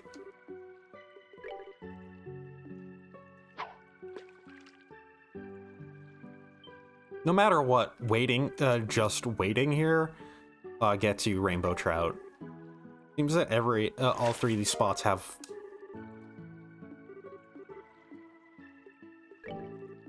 something that is like, all three of them have something where it's pulling immediately, waiting, or waiting longer guarantees a specific thing no matter what you start with.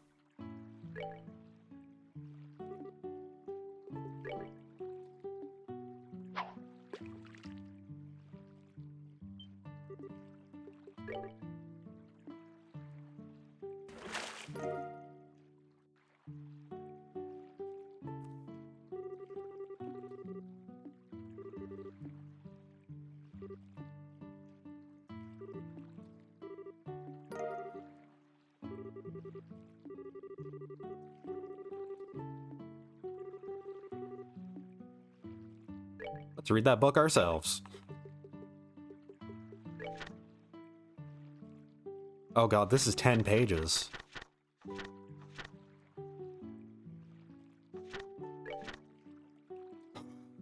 Okay. 100 Days War. Outbreak of War. In spring 1192 of the Septian calendar, a single cannon shot shook the Hokan Gate, situated in the northern part of the Liberal Kingdom. This marked the beginning of an invasion later known as the 100 Days War, the moment in which the raging Golden Stallion assailed the noble White Falcon. During this time, the Hokan Gate was little more than a reinforced medieval rampart. It easily succumbed to the round fired by one of the Empire's Rhineford Company-built horrible tanks, leaving a section of the aged barrier fractured beyond repair. And as the Liberal Kingdom's other defensive walls were hit in succession by a fusillade of cannonballs, they too fell under the explosive impact and reduced to a mountain of rubble. Declaration of War. At about the same time that the first cannon shot was fired, a single letter from the Erebonian embassy located in the royal city was delivered to Queen Alicia. More specifically, it was a writ containing a declaration of war by the Erebonian Empire upon the Liberal Kingdom. In terms of diplomatic wisdom, the propriety of the declaration was declared by being handled prior to the preemptive strike, but in this instance, there was hardly a difference in the time between when the two occurred. In short, firing the first shot at the exact moment war was declared on the Liberal Kingdom made it possible for the Erebonian Empire to guise their preemptive strike as one of legitimacy when the first bombshell hit. This could be referred to as a new diplomatic war tactic, though one incapable of being employed without a meticulous level of planning used in concert with an orbital communication system. Blitz tactics. After the destruction of the Hokan Gate, the Imperial Army began its invasion of Liberal in earnest. Overall, its troop strength was made up of 13 divisional units. This proved to be roughly half of the Empire's entire military force, and was such a massive deployment that it exceeded 3 times that of the Liberals' entire army. Within a month after the outbreak of war, the Imperial Army had occupied nearly all of the Liberal territory. Only the Grancel region and the Leiston Forest, situated just off the shore of Valeria Lake, remained in opposition. So rapidly were these blitz tactics carried out that even the Calvard Republic, an ally of the Liberal Kingdom and longtime rival of the Erebonian Empire, never had the opportunity to dispatch auxiliary forces to aid its partner.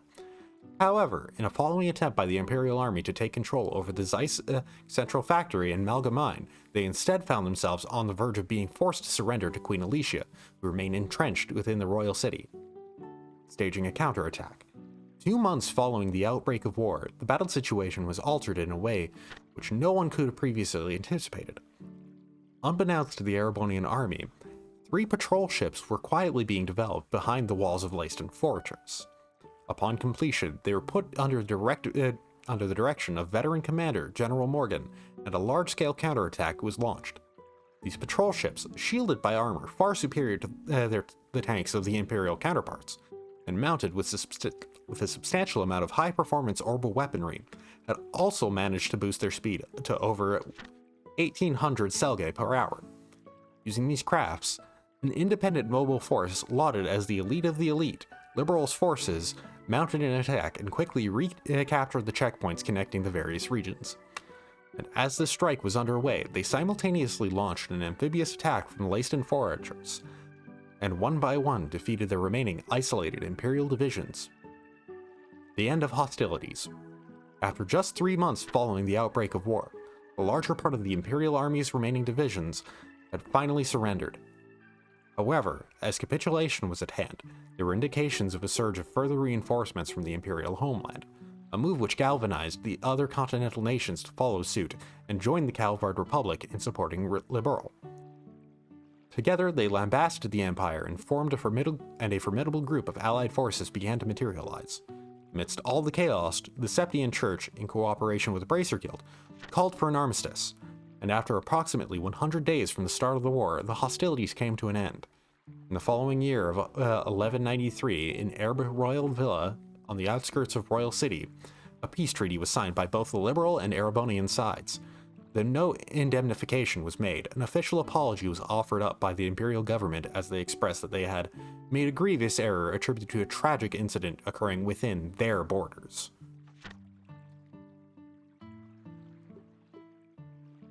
So it seems... Okay, so the things of note were that the declaration of war arrived the moment the attack began in earnest, and the Erebonian Empire was extremely aggressive about everything they did. But also that comment about made a grievous error attributed to a tragic incident occurring within their borders has me curious. I'm probably going to figure out what the hell that means. That there was probably something that goaded them into that. Either thinking...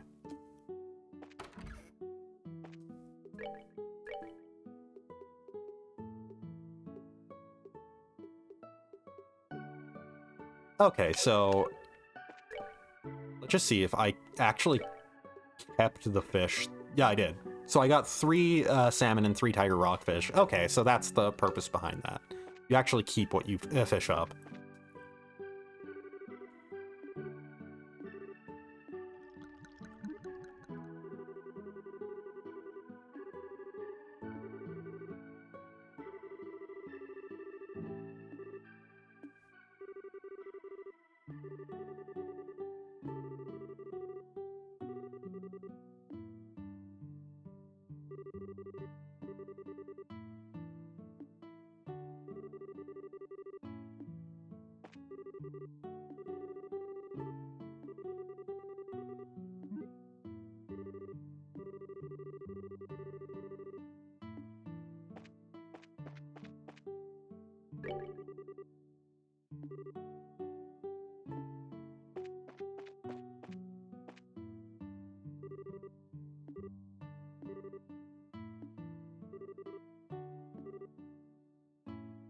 Wait, actually, I should spoil myself on a little something. Okay, what's the name of the book? Cornelia. I should see how many chapters there are in this game.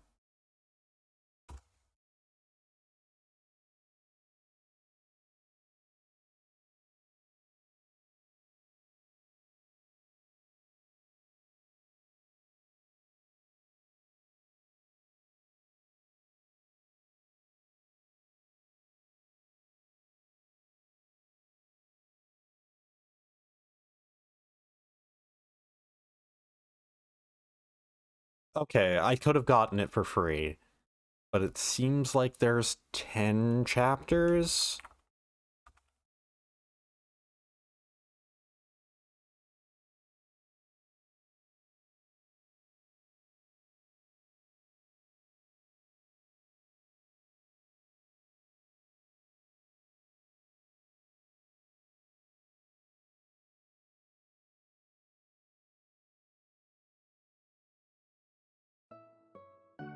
So I'll wait until I have all 10 to read them.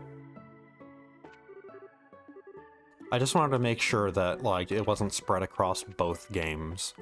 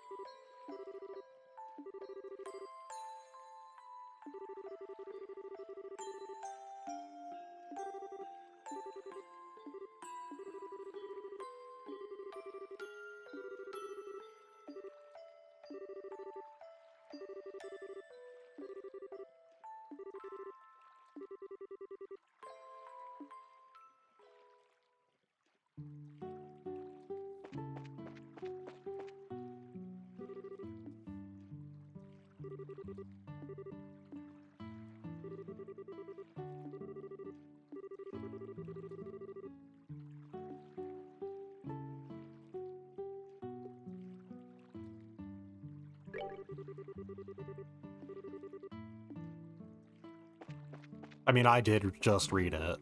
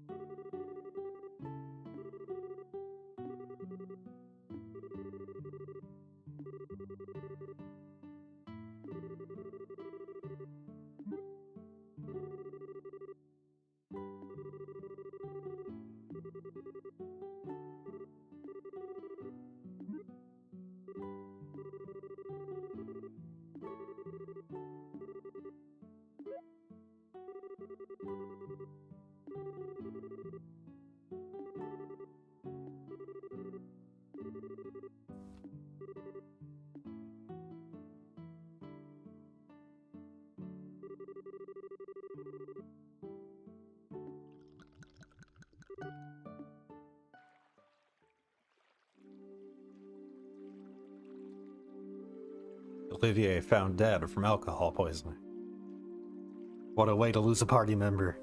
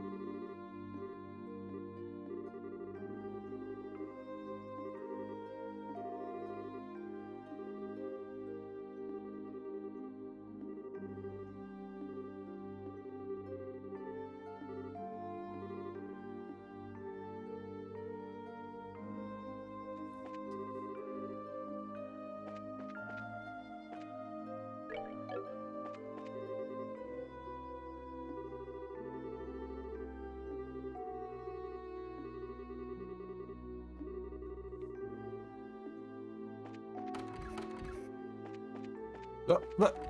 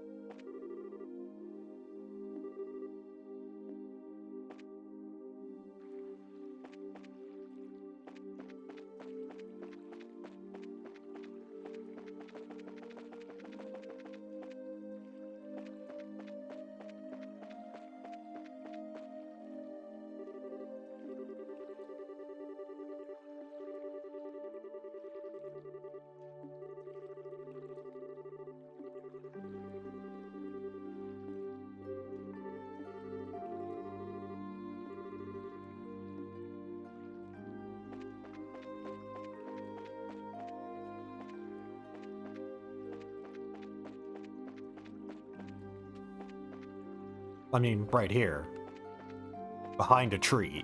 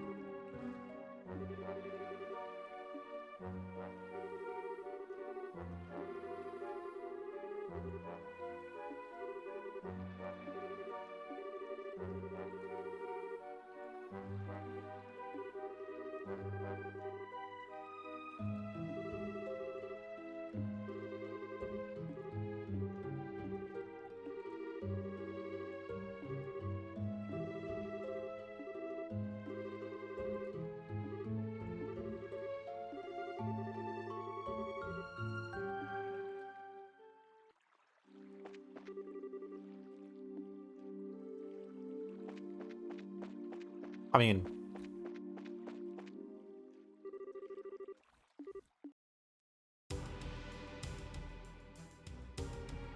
I more would have thought to, you know,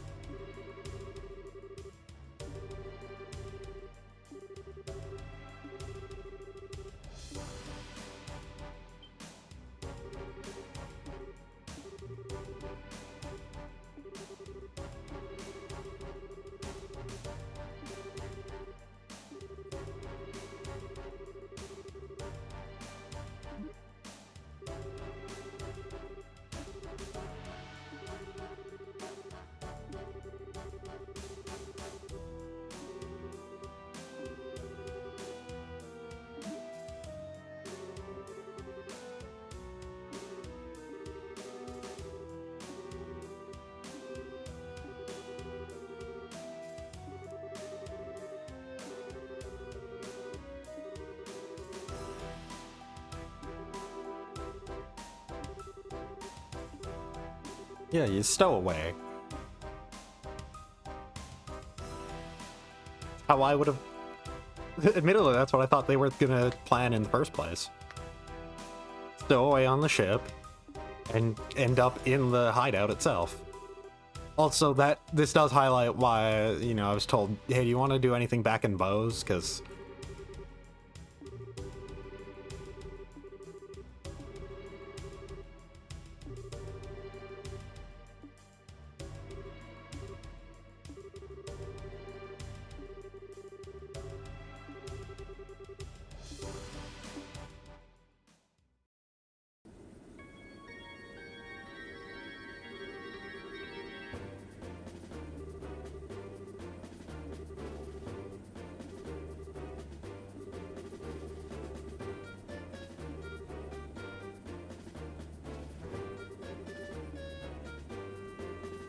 So it does seem like that they might actually genuinely have everybody captured.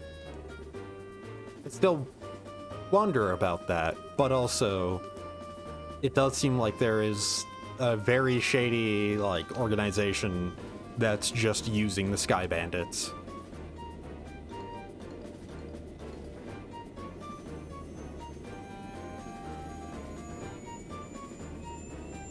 And of course, we're already getting hints as to, you know, them not really being that evil.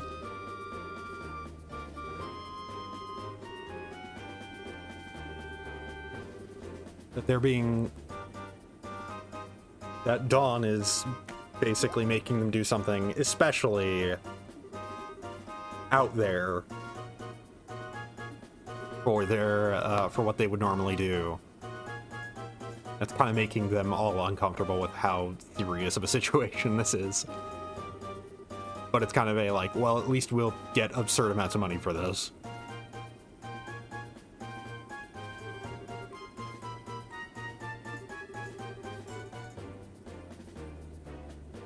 Yeah, like I said, you know, stow away.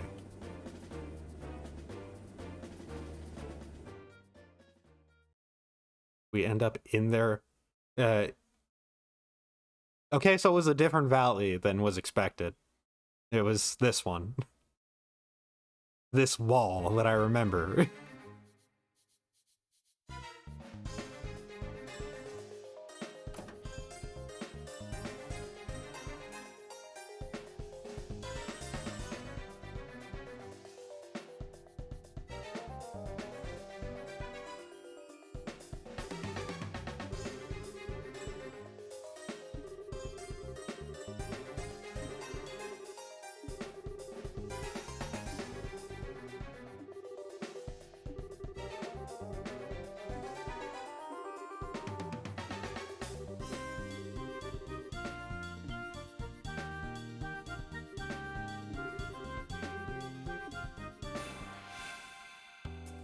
There we go.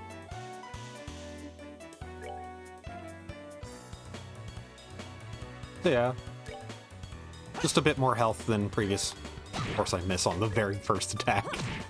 It's gotta be really embarrassing staging like a preemptive strike and ambushing people, and then you swing at them and miss.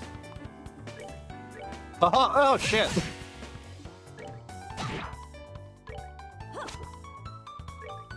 Very evasive.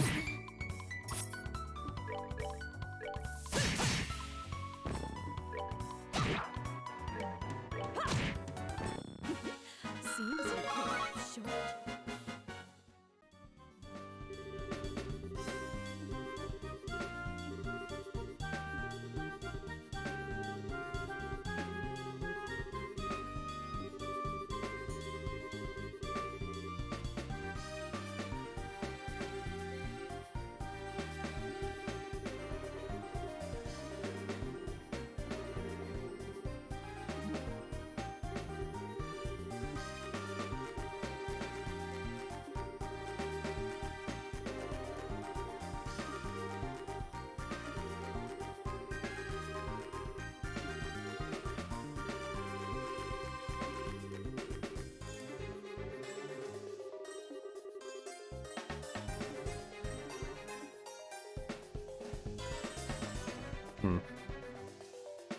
Looking at the time right now, I should locate my cat.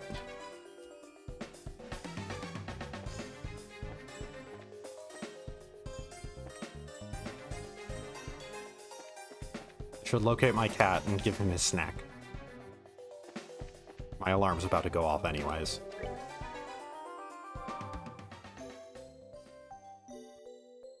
I will say, nice of the game to... I saw it during the cutscene, it's like, yeah, there's an ornament charging station, so... Just gonna be right back. Just gonna go find my cat, give him his snack and his insulin, so... Oh, there you go. Sleeping behind me. Are you waiting? Talking so that you will hear me.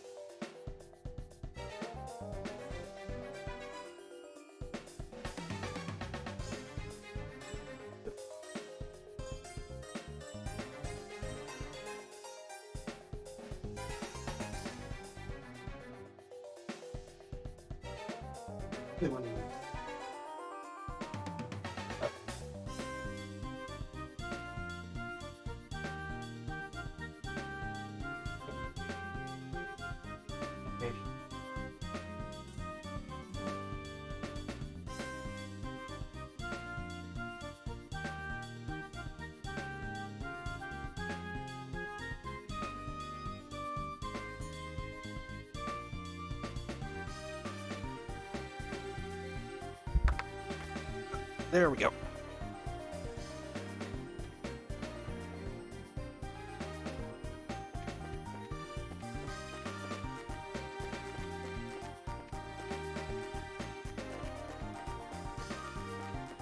Cat's a good boy. He knows that when I am getting his insulin ready, that also means it's time for him to get a snack. So it's like, he'll see me get the insulin ready and he doesn't really care for the needle. But as long as he has the snack, he's good. He's not mistrust. He basically is like,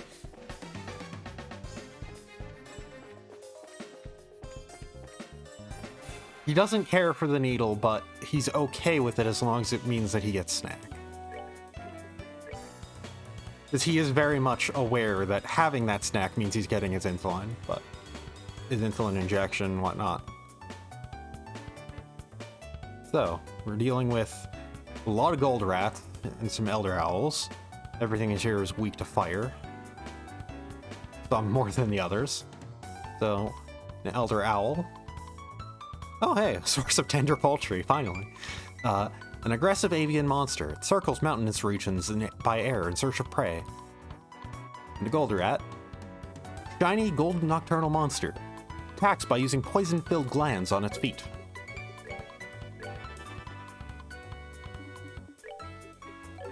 Everything here is weak to fire, but... wow. This is gonna fire off before anything gets its turn. I might as well just aim for where the groups are. Oh, I could have used Hurricane to knock that gold rat into the group.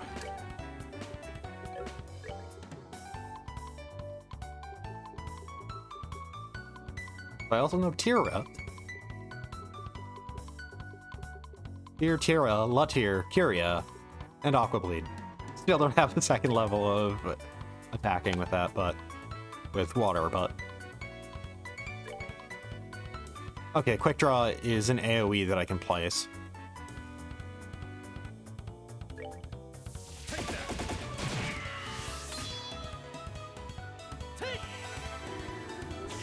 Really, I should have had Joshua just run up and smack the thing.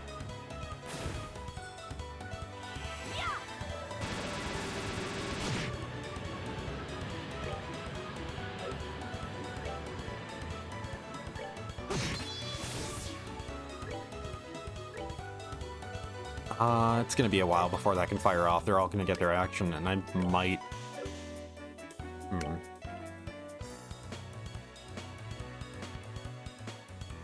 Might as well start to move into their range, because it'll be probably faster for me to just go after them physically now. Less risk of them moving anywhere else, too.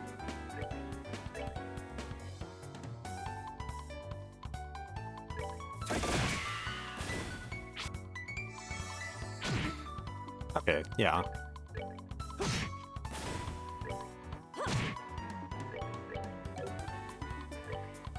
That kind of things. Piece of cake.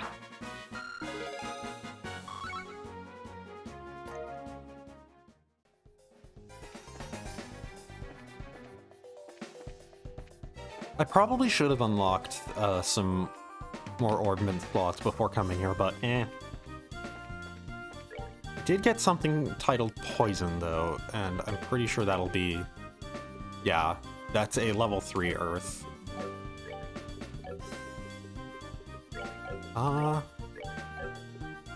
Let's replace Airstrike with Poison.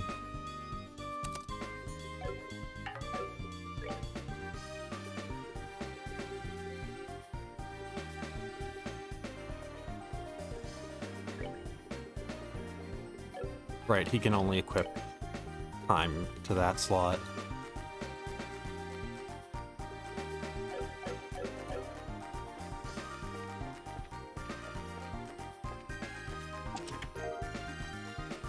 Okay. A scorpion? Does that mean, like...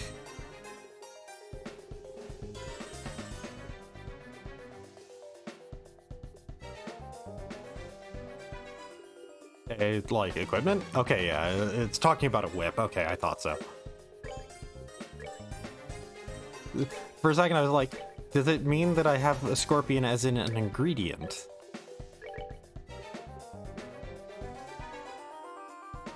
Oh, huh. Holy boots have basically just bottom out defense, but they do provide a pretty huge increase to movement range.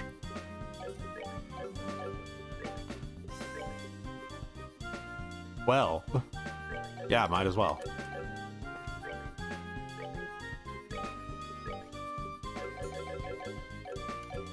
Pressing the B button too fast again.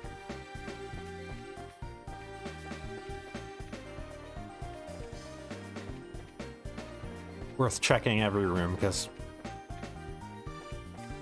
bandit hideout. There's gonna be stuff here.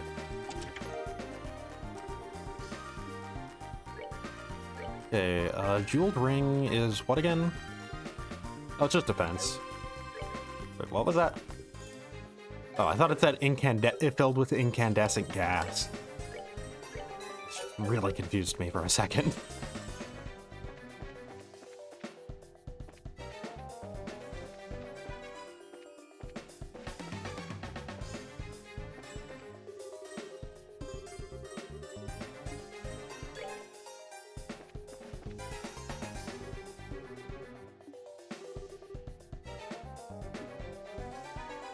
I want to investigate things first for treasure.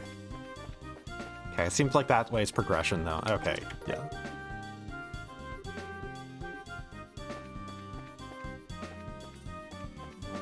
Actually, I'm kind of curious if I'm going to get the, like, 100%, like, chess dialogue achievement, or if there's anything I missed.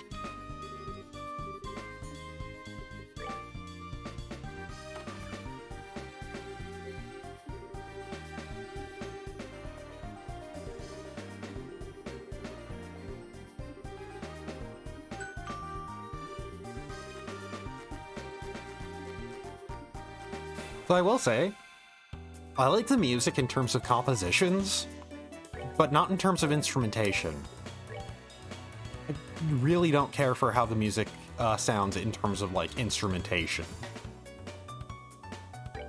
It really, like, all the instruments used and whatnot for the, like, all the, like, the sound font, basically, just sounds very cheap. To me, in a way that diminishes on like the composition, because I do kind of I like the jazzy nature of the music, like for the battle theme, but I think all the instruments sound very like cheap MIDI in a way that like makes them not as good. I think like an actual like live band performance of this would be pretty fantastic, though, which probably exists. Falcom and their composers, like composers even just associated with them, like to do like super arranges, like just full albums of like, here's this song but with like a full band for it.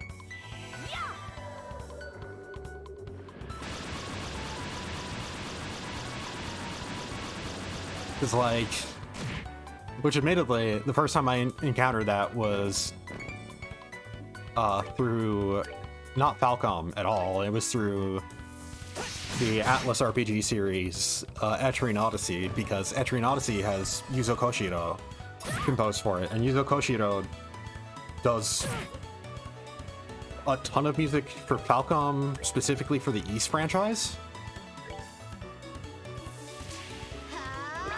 And yeah, the East games usually have super arranges, but even when, from what I understand, even when Yuzo Koshiro isn't composing for like that would lead you to, you know, believe that Yuzo Koshiro is the reason why super arranges happen. But even when Yuzo Koshiro isn't composing for the like Falcom games, usually they still get super composed, like the super arrange albums, from what I understand. At least I think I've seen that for the Trails in the Sky franchise. I know most East games do have it.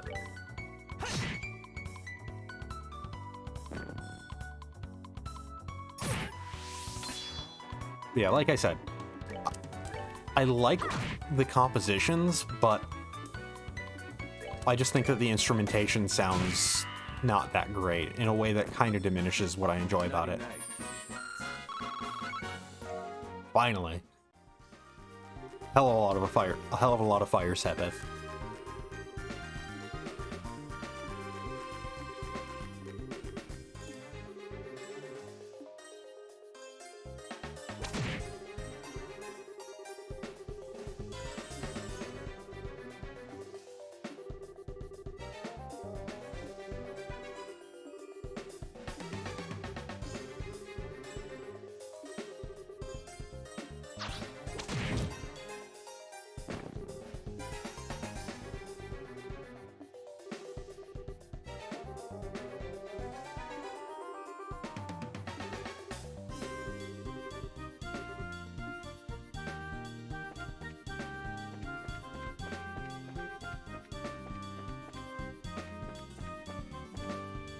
Yeah, I probably would have guessed they'd be down below.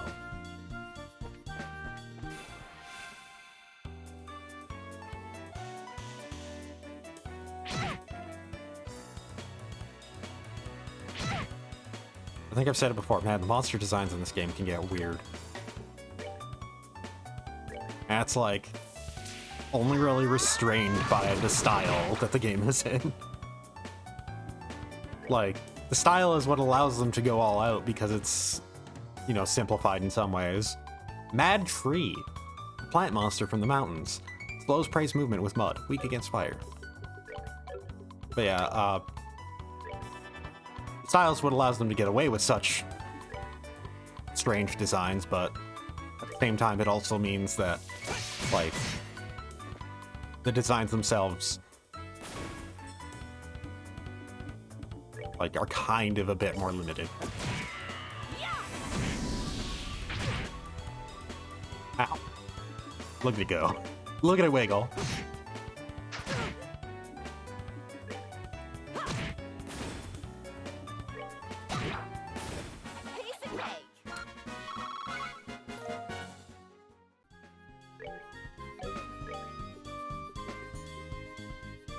I should make some salmon. Minair? Menware? I actually don't know how to pronounce that. I have zero clue, huh?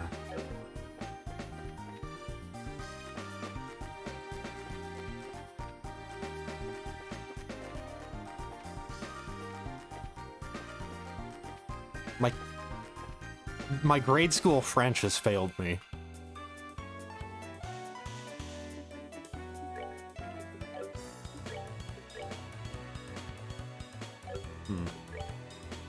I'll flicker just to delay this one.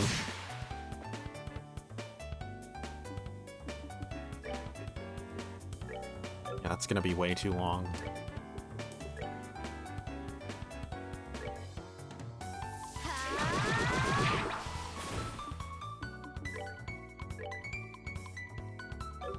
Sylphin Whip's just an area of effect, right? This is impede. Yeah, cancels things. Oh, almost. That actually almost killed.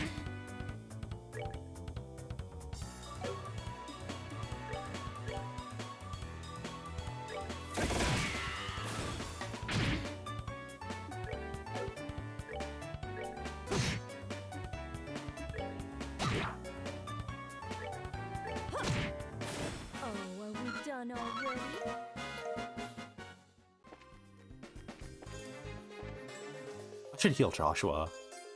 I should have healed Joshua, like, so many times now.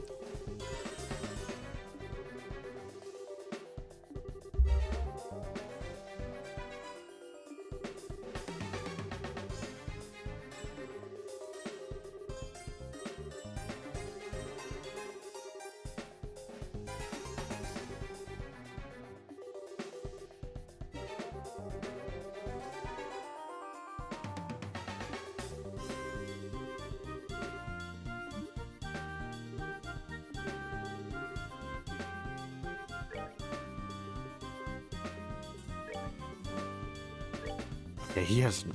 Okay, I just noticed Olivia has an absurd amount of MP. Well, EP.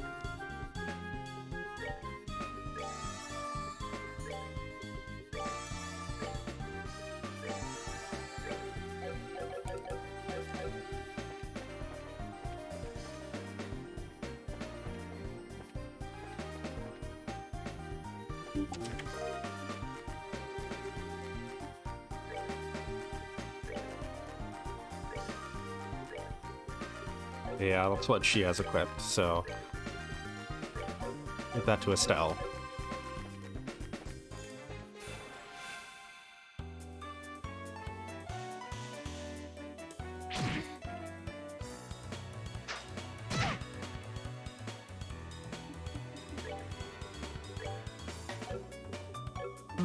Let's see... That owl's definitely gonna move closer. Or, you can flicker and delay it.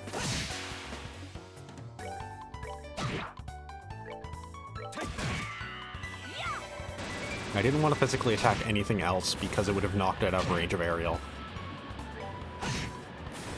Alright, we're good to go. Oh.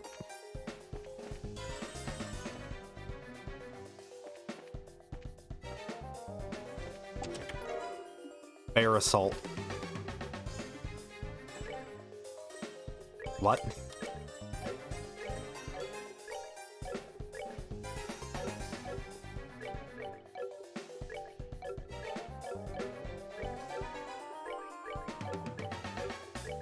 Okay, it was a gun. As in large caliber hunting gun, as in bear assault, as in assault bears with this thing.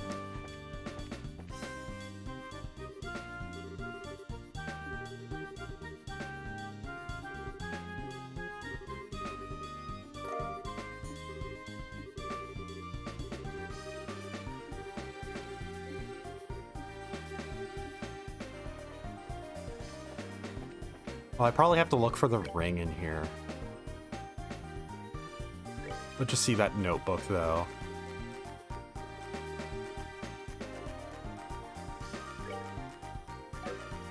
Nonsensical rows of numbers are written inside. Okay, so that's definitely the ledger that was stolen.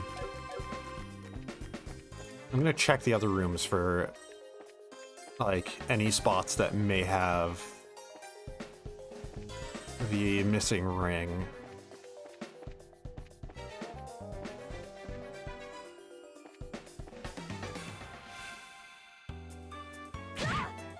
I'm just gonna run from this.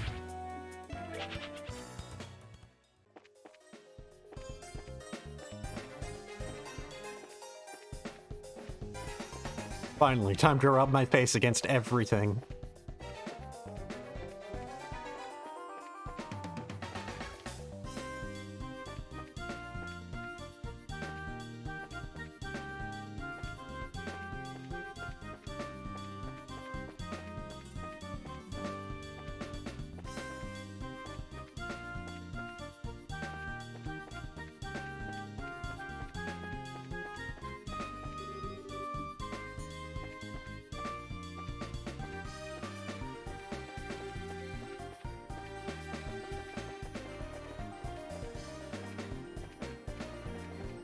Yeah, that was just okay. I was mistaking Shara's hair and hairband for an exclamation point.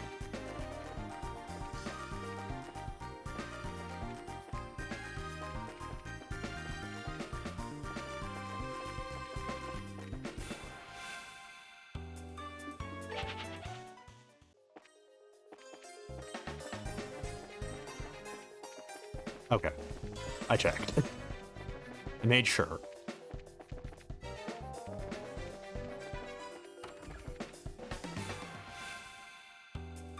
Yeah, if it's a preemptive.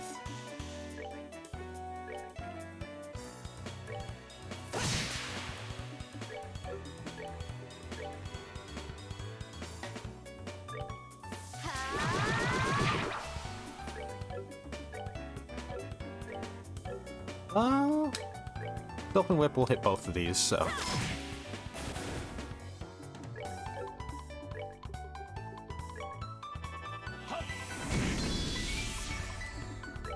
Yeah, Olivier seems to be pretty good at magic currently.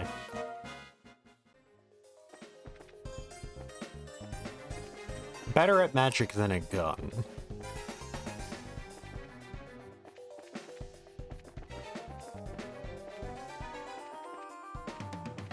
There wasn't also a ring in that vacuum, was there? That's actually what I thought it was going to be, like, when they said, like, oh, there's something in this. I thought it was going to be like, oh, there's a ring in this. Somebody vacuumed up, or somebody, the ring was vacuumed up, and then it was stolen. They stole the vacuum. They didn't intend to get the ring, though.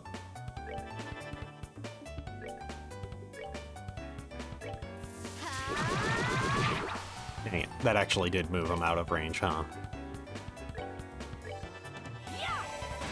Oh no. Just barely. That's that. Let's move out.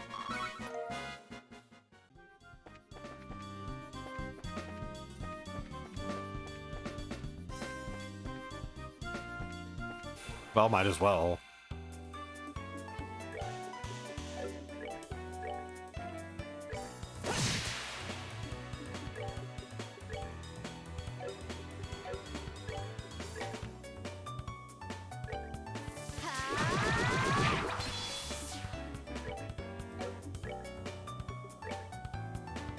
Okay, I can't hit everything with this aerial.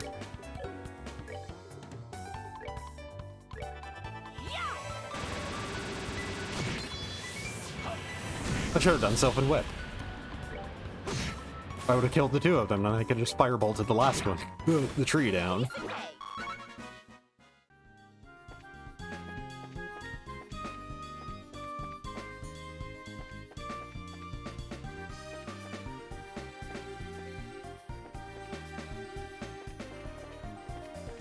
Ah, never mind.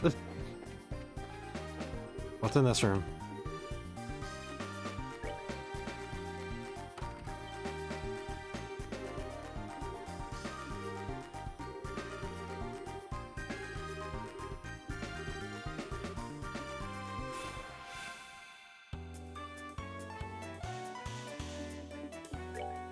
A lot of them, and they're all going to be taking their actions pretty quickly, huh?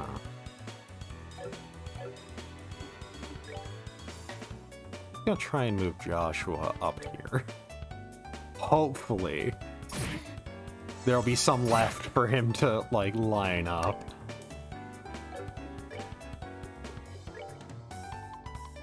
I'm gonna place this here. Hopefully, yeah, okay, good. And only one wanted to go after Joshua.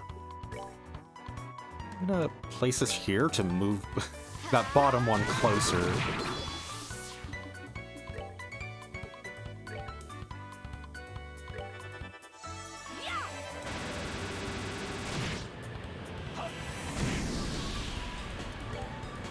Oh, I still don't have enough CP to do Flicker.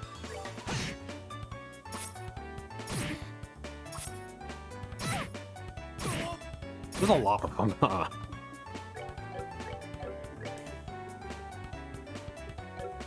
I should heal Shara's EP, huh? The first time that thought has ever come up. Well, not the first time, actually. I remember there was that one fight that kept killing me.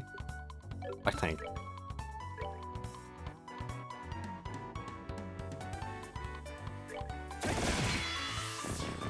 There.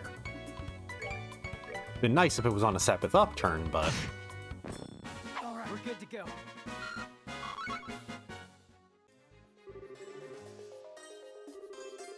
Okay, Dad is not there.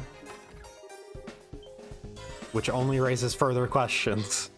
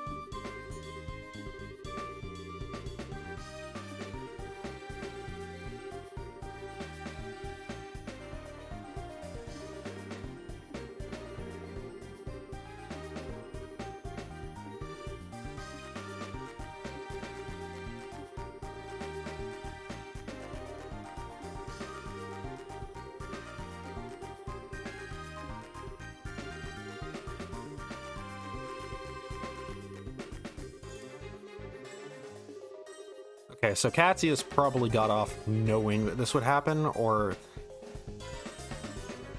And, like, he had something else to attend to. Like, this essentially would provide a distraction and cover for him to do something.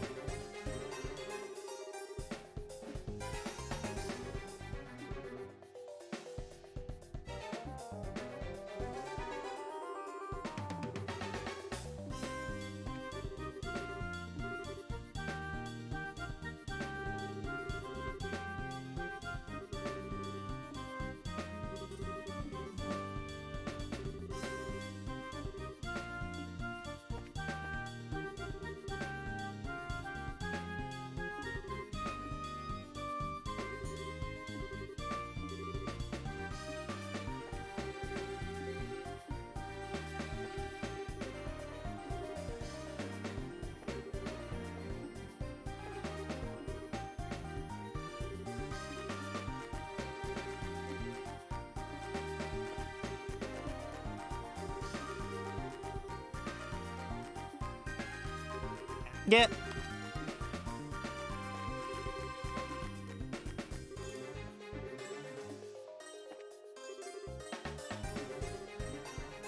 Yeah, my guess is Cassius probably, like I said, he probably knew that this kidnapping attempt was going to happen and explicitly, like, got off really quickly to make sure that he'd be on the register and then would have this as a cover for doing something. Probably concerning whoever the actual conspirators behind this are.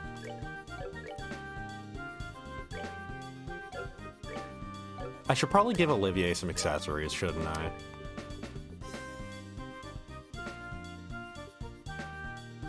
Prevent seal, and let's also prevent sleep. Anything that prevents him from taking an action.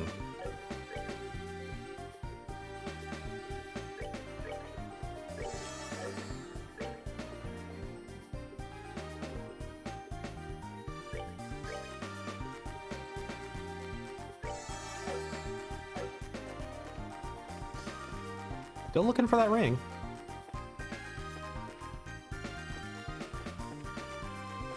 This seems ominous. Oh. That's a sign that something's about to happen. I'm also gonna save, but I should save more often.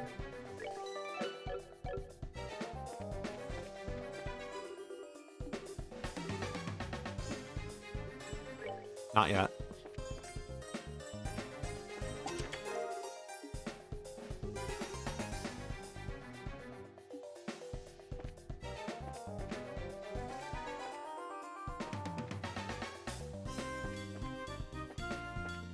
Okay, no ring, but try shoving on this wall.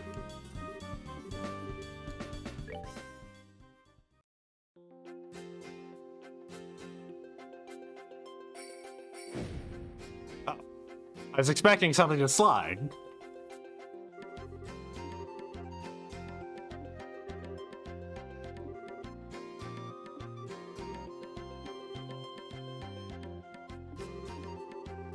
Oh, hello, Hector. Suddenly, out of nowhere, he rubs his face against me, against my controller, getting my attention. Oh wait, I haven't encountered the ring yet.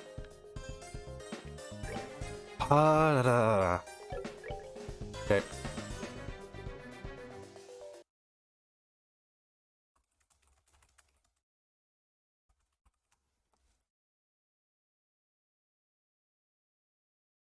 Stolen ring. Found in the Sky Bandit stronghold. Stealth block burglary.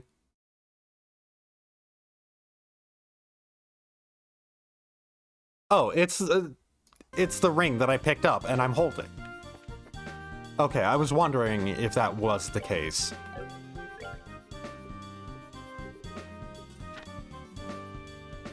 Jeweled ring. Right.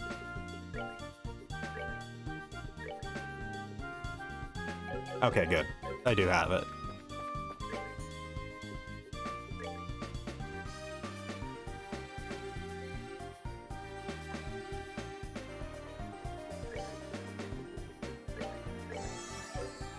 Moving a box of Earth crackers out of the way so my cat can lay down on the couch with me. Where are you headed? Oh, I don't like where you're positioned. You're in optimal kidney biting position.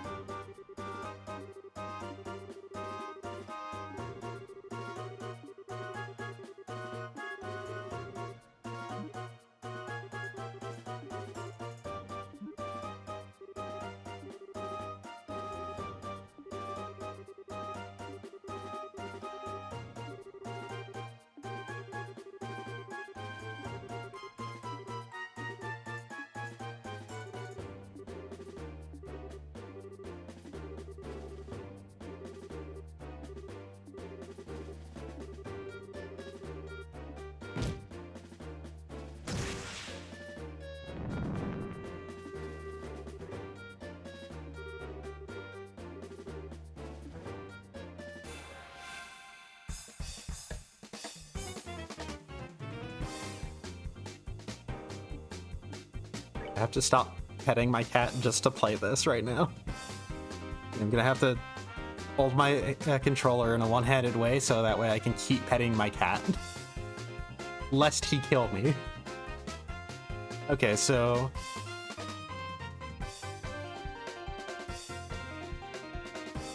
Okay, so she's the port. Dawn has a lot of health, isn't weak to any magic. Kyle is weak to everything but Earth.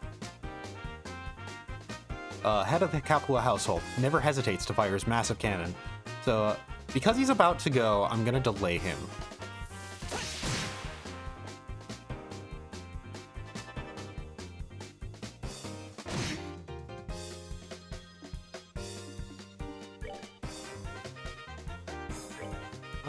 Yeah, this is a pretty opportune time to use morale. Come on. Olivier doesn't get hit with it, but that doesn't really matter, so...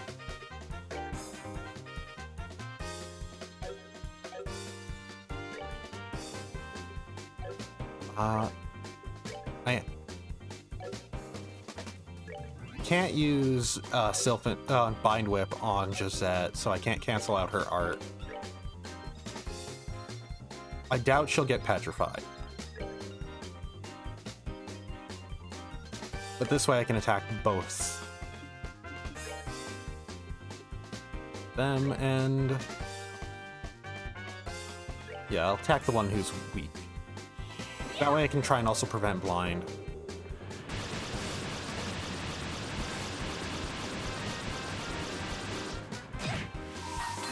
Okay, and I'm gonna... see how much damage this does.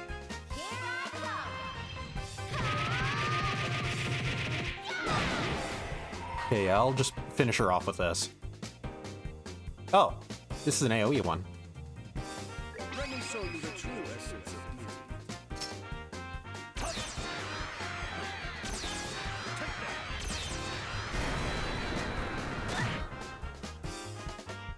beauty. There. That takes care of her before she could even fire off her spell. Oh, that's not too bad.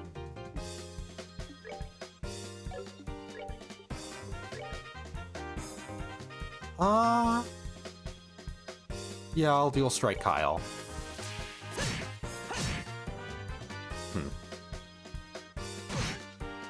Ow.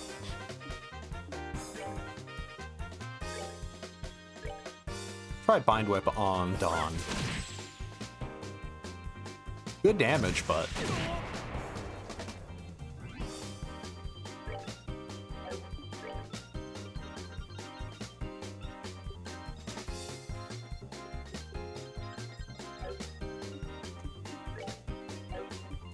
let's just do a physical attack on...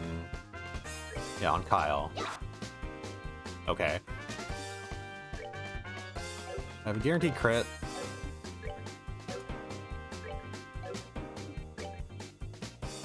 Take that.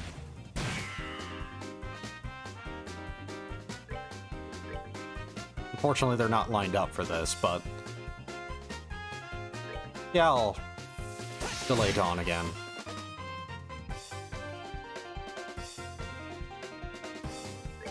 Oh, hey, perfect time to use Bind Whip. Also, this will finish him off anyway, so...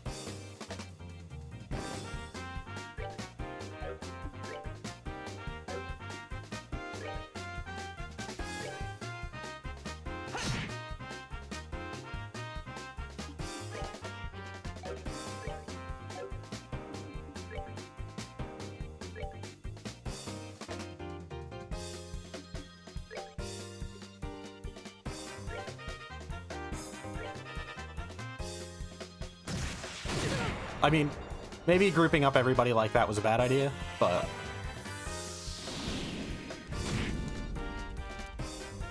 my damage output should more than make up for that. I'll just fire off Sadist Whip. Someone's been naughty. This might outright finish him off. No. He's almost dead, though. I say dead, but... I mean... I doubt he's gonna recur after this. I'm pretty sure, given how they've been acting, Kyle and Gisette are probably gonna be fine. But Dawn's probably gonna die. Like, whoever they're working with or whatever has caused him to suddenly turn super bloodthirsty, probably gonna kill him.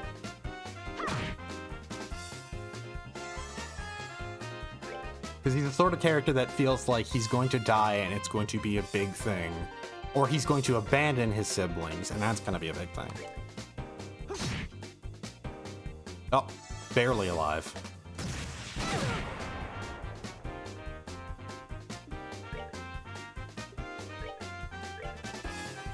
This will finish him off.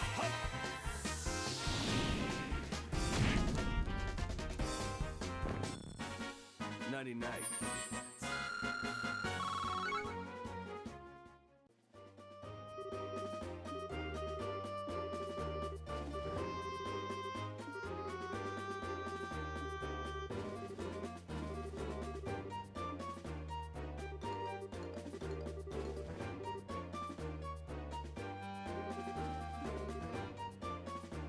Okay, his eyes are no longer red. That's probably a sign of something. Okay, that's... He was possessed.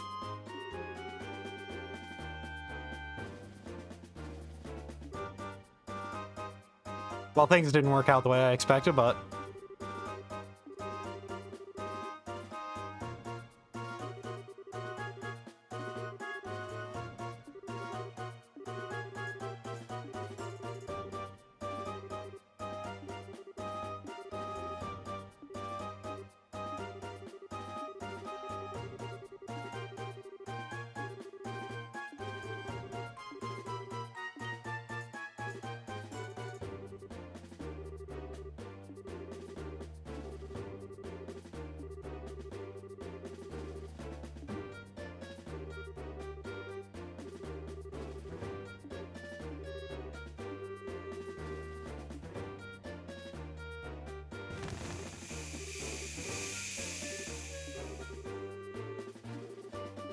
Okay, well, at least...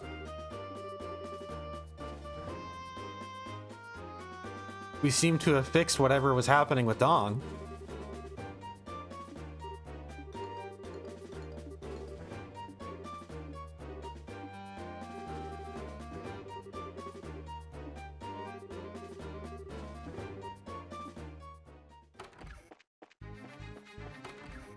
Check this room, because this feels like...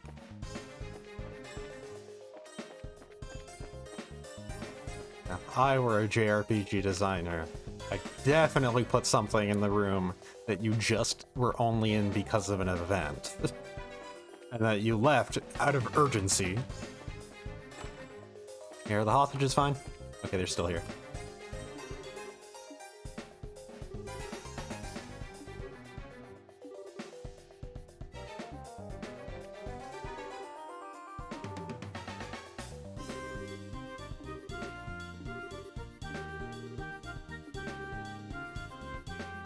I mean, I might as well talk to everybody while I'm here.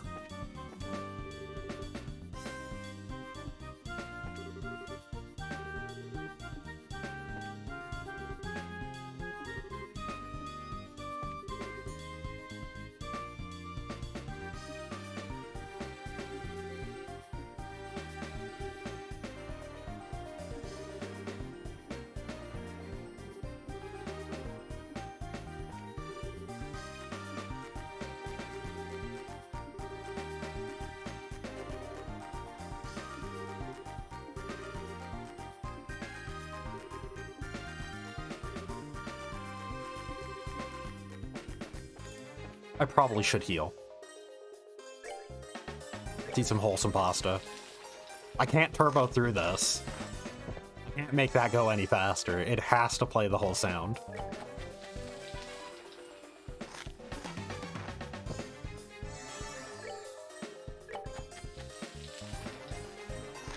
My cat has his face buried in my side, but in a nice way. In a cute way. Because I'm scritching his chin.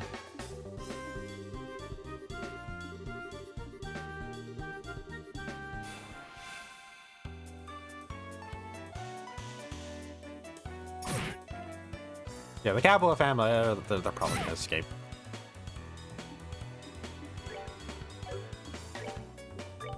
But at the very least, in this case, like, the only way I could see them not escaping is whatever had, like, Dawn possessed, basically, if that pops up again and stops them from its end.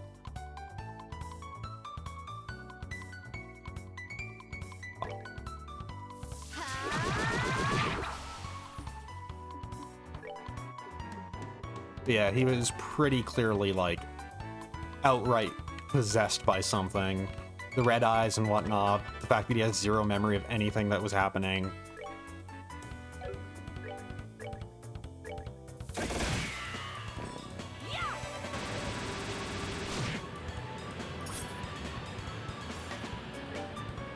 Just whoever they were working with, like, just outright, like, took control of his mind, basically.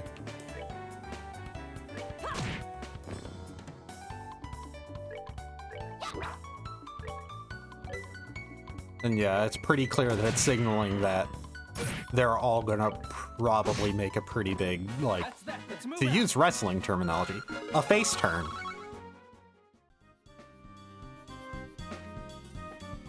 They're signaling that, like, they're pretty sympathetic in all of this, and that the fact that we're even up against them is itself a weird thing.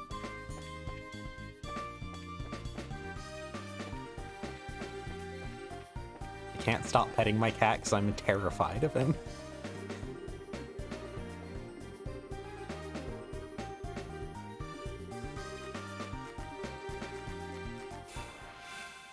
I love him so much, but there are certain positions that he can be in that I'm terrified of. Not terrified, but, like, he's a more effective jump scare than any horror game, I'll give him that. Because he will just out of nowhere bite. He wants attention, and he demands it. He's a very good boy. But a very threatening boy. A very strong boy, and sharp and pointy. I at times worry that he might be part bobcat. It would explain a lot, actually, with him.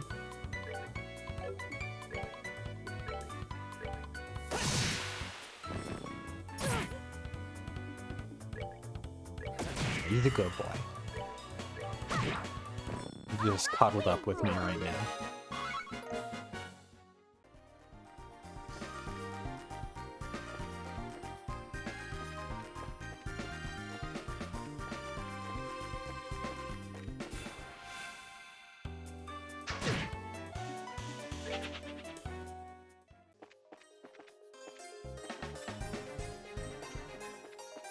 Yes, one more run-in with the grunts. Yeah.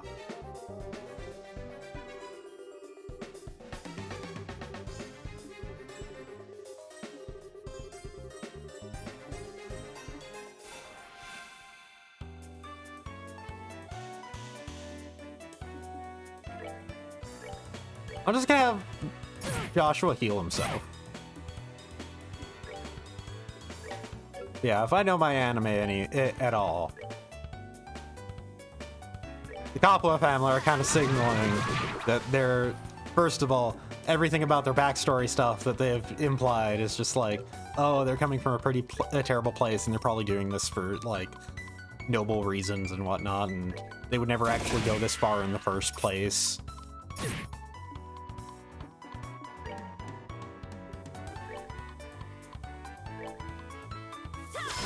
And the way that, like, Estelle and Josette's, like, rivalry, as it were, through words, is very much signaling that they're gonna be friends. Begrudgingly be friends.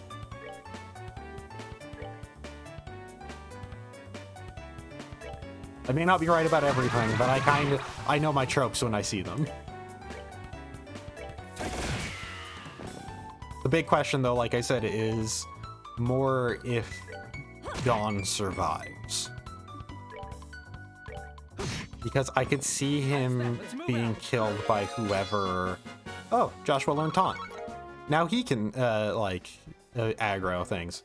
Yeah. I could see Dawn dying entirely because of whoever it was that essentially caused this whole situation, killing him. And him sacrificing himself to protect his siblings.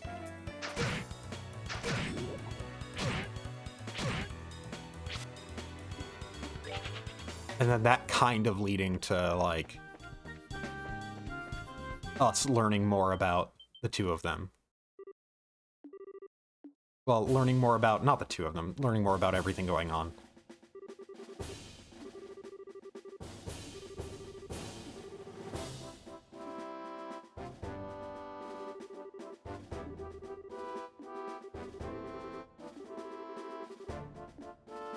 Also, looks like the mole sold them out.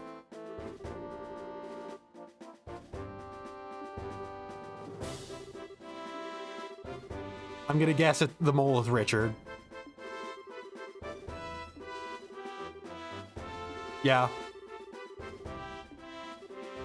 It's pretty obvious to me at this point. The mole is probably Richard, and he was playing a double role because he's working with the other group. I probably should stop. I should keep doing this, speculation entirely because when I'm wrong, it makes things more interesting, and if I ever am right, I'm a genius.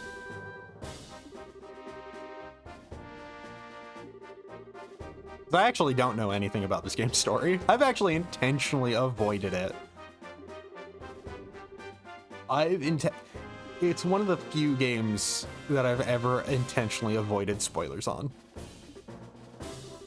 The entire franchise, actually, I've avoided spoilers on. Partially because it's near impossible to find them.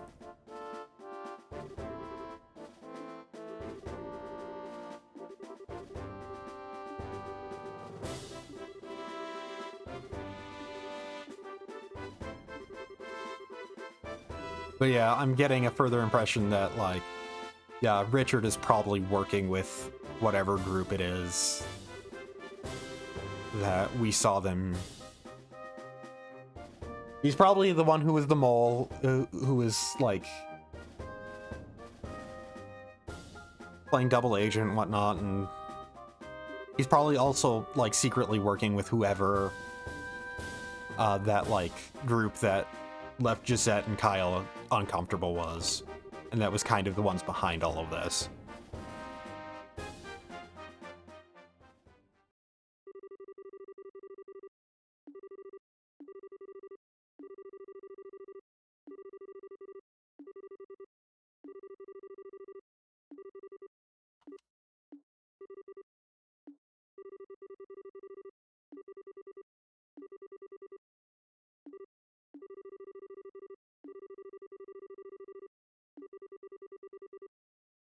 Search for father never ends.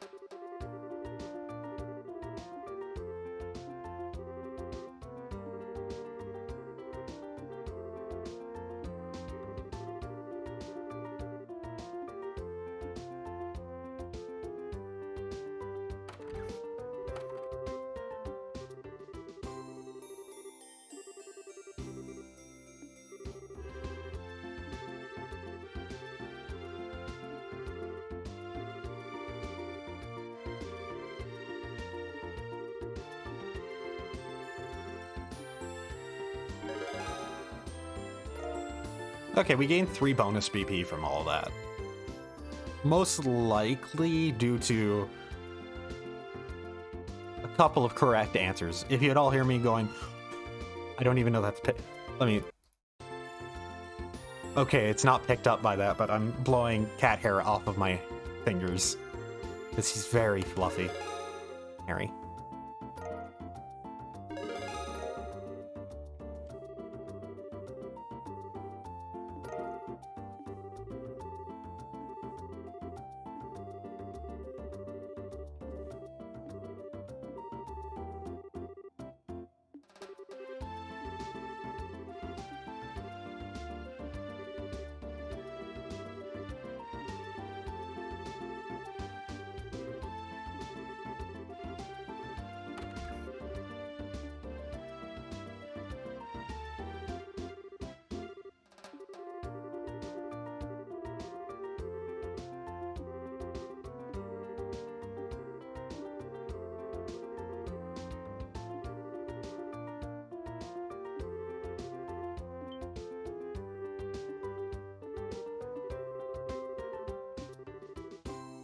Well, now we know why he didn't contact us. This is what it's supposed to be.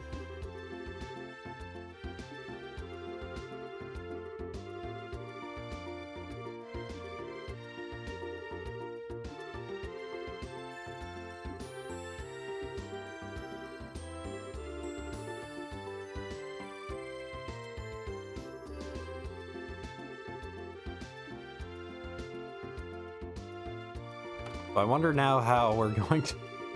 My guess is about how the story's going to turn out. Like I said, every time I guess, it seems to turn out wrong, but I kind of get things that are going on at the same time, generally.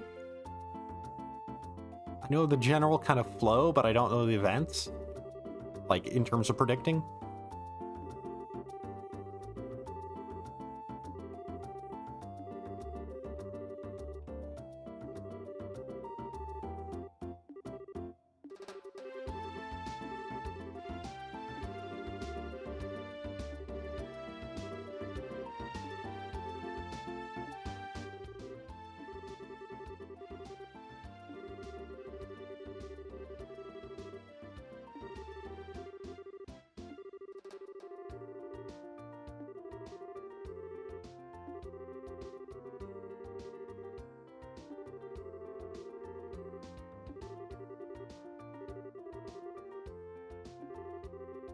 Okay, so it seems like he didn't know that there was going to be the like, kidnapping.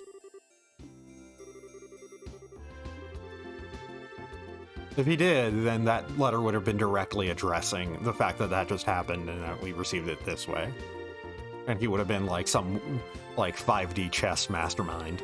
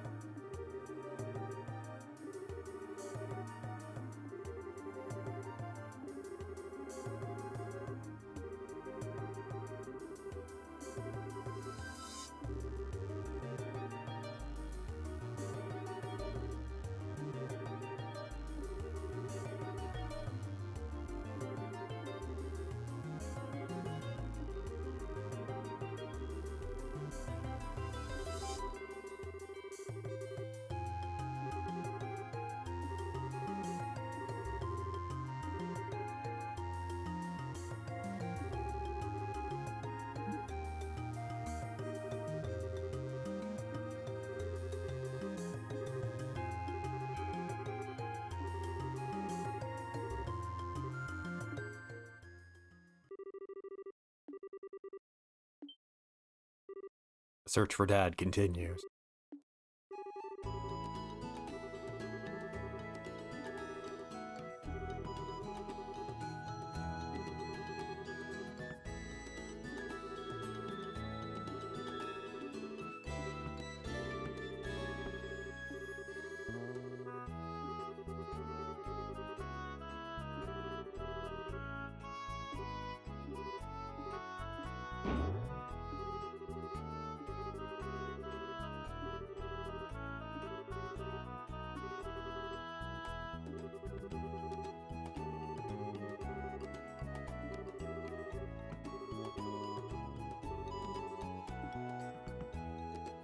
You know, it better not turn out that I missed the opportunity to, like, turn in that jeweled ring.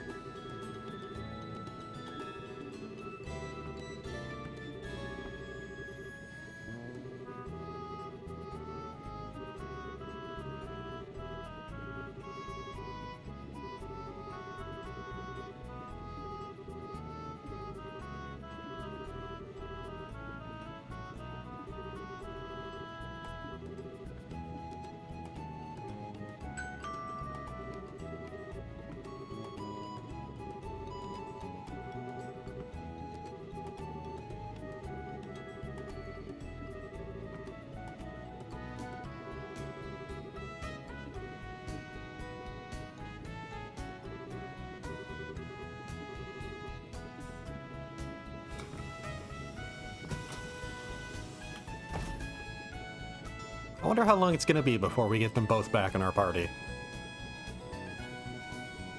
I wonder how long it's gonna be before we get a third party member again. Let alone a fourth.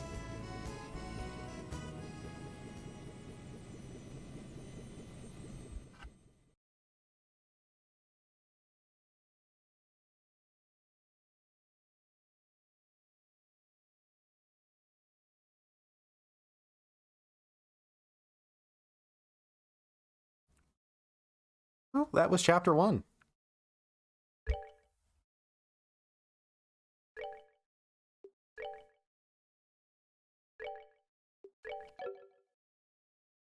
Obviously, that would be a good point to end on the stream on, but also cutscene immediately at the chapter start.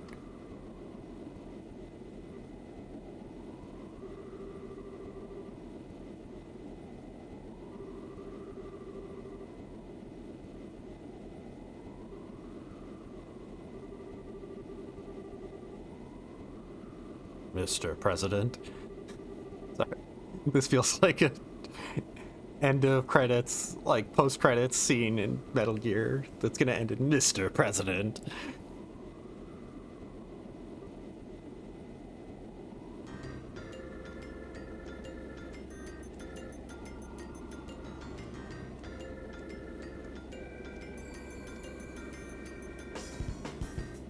Oh, the one pulling the Mr. President is Olivier.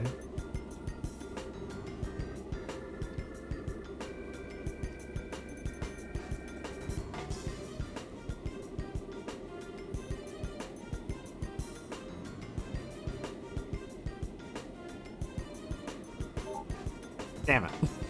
I actually was expecting him to say Mr. President at the end of all that. It sounds like that is what he's talking about, but yeah.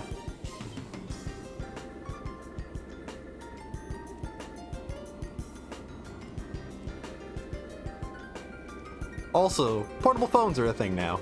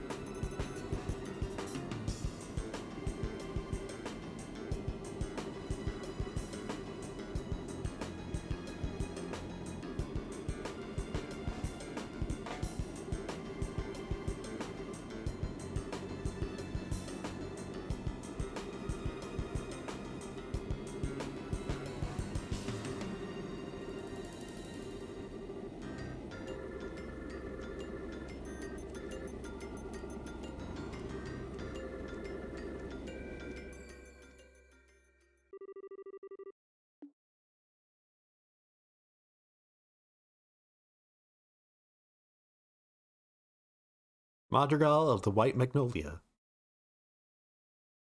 Those words mean it. I don't really know what those words mean in this context.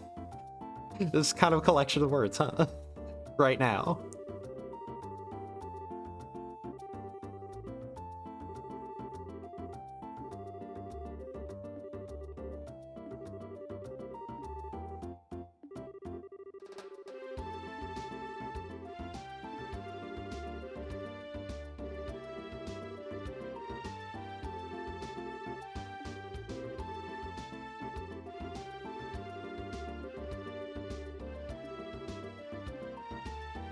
But yeah, I kind of got a confirmation there that, yeah, Olivier is... Okay, it did update it to term short, so I gotta go hand in that ring. The things I'm gonna do before ending the stream, but kind of got a confirmation there that Olivier was, you know, obviously knew a lot more than he let on. It was pretty apparent that he was constantly popping up around us and whatnot, and making sure to follow us and whatnot, and his aloofness always seemed targeted and that sort of character, that and whatnot. And yeah, so basically any of his moments where he's suspicious of somebody should be heeded, because him immediately playing it off in an aloof manner obviously is part of the act. So, like I said, him being suspicious of Alan, very much do not trust Alan right now at this point, like, in terms of the story. Which, like I said, the most obvious thing about that, the most obvious sign that Alan's probably evil or something like that, is that haircut. That is not a haircut a protagonist or good person has in an anime thing. That is a villain.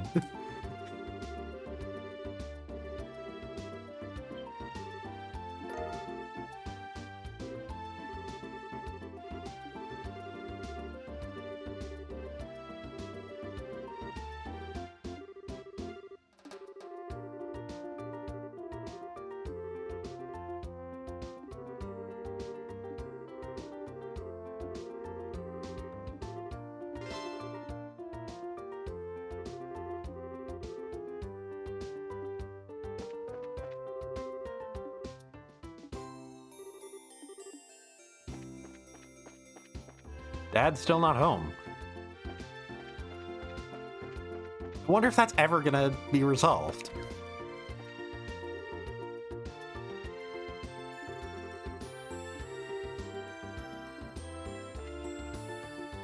Wait, I'm gonna save just in case, because I have that Black Ledger. I wonder if I...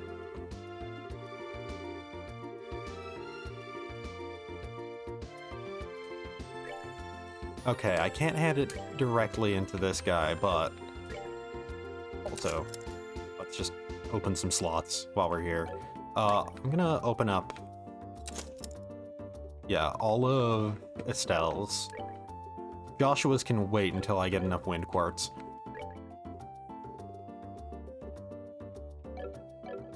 Also, I'm pretty sure now that they've left the party, yeah, everything was unequipped from them automatically. Including... Yeah, including Orbment. Okay, good.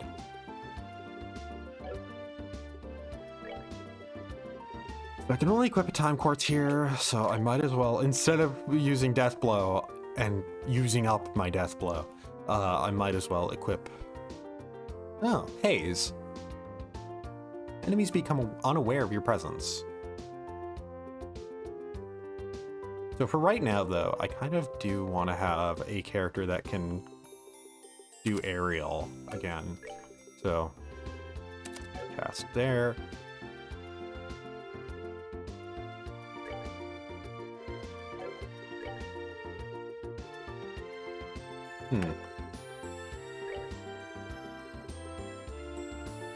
Actually, for now, I'll give him a strength up. An attack up.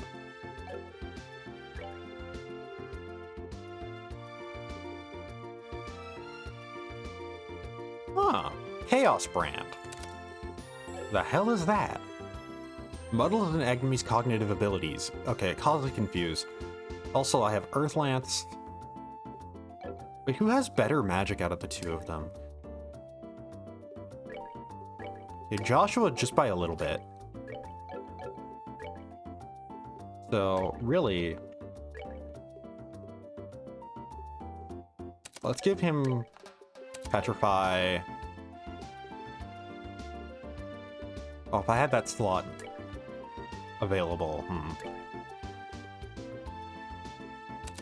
Impede 2. I can cut down on his move because he kind of can move across the entire map. Oh. Anti-sapped. Temporarily prevents the casting of arts, so that can inflict mute. Just see, so to get Chaos Brand, I would need...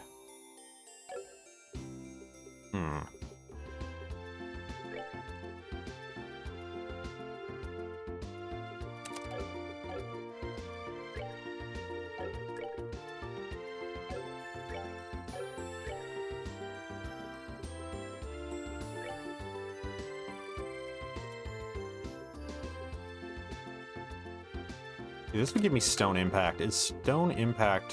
yeah, it's an AoE.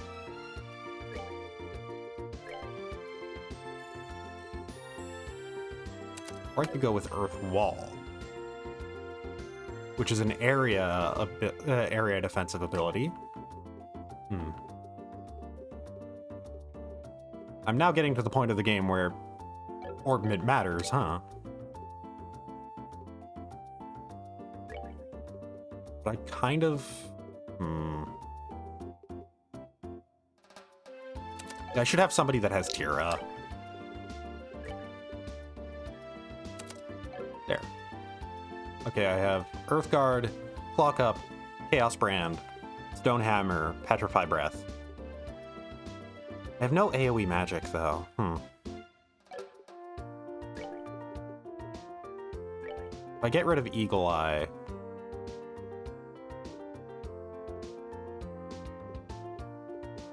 see what I could potentially get if I do that. If I get rid of EP+, I could get... Right, because it has to be that the elements that are on the same track, right? So I'm willing to get rid of EP+ to get Stone Impact then.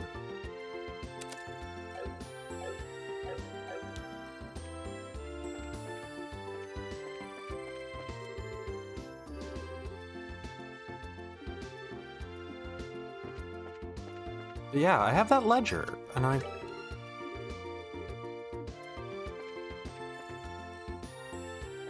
wonder who I'm supposed to give that to.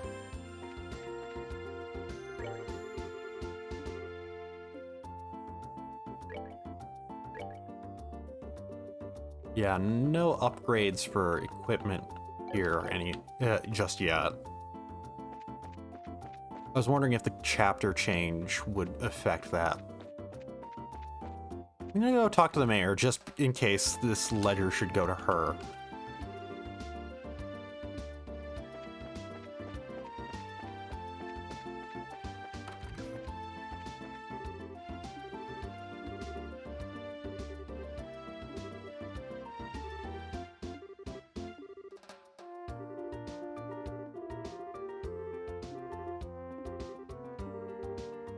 God, it's 45 minutes past midnight. This is what I get for delaying starting this so long. I'm gonna have some like 1 a.m. spaghetti, aren't I? Just have something to eat.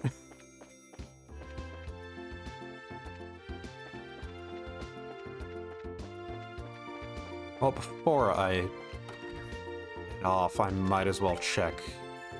Okay.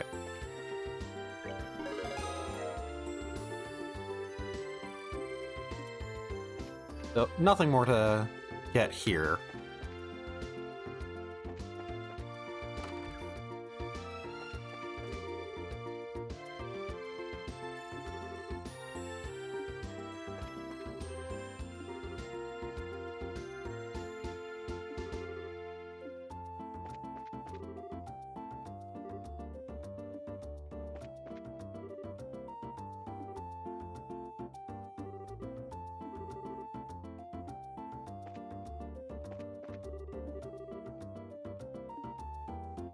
doing this all so I can, next time I start, I can just head straight into things instead of going around and talking to everybody first.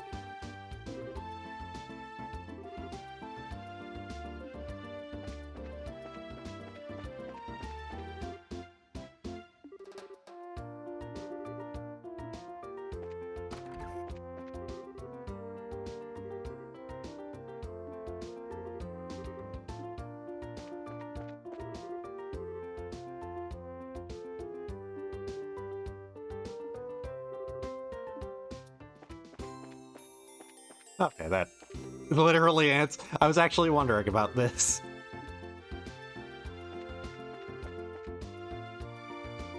I kind of thought that that would get an answer, like... Okay, so it seems that the Bose Market stuff should be updated, though.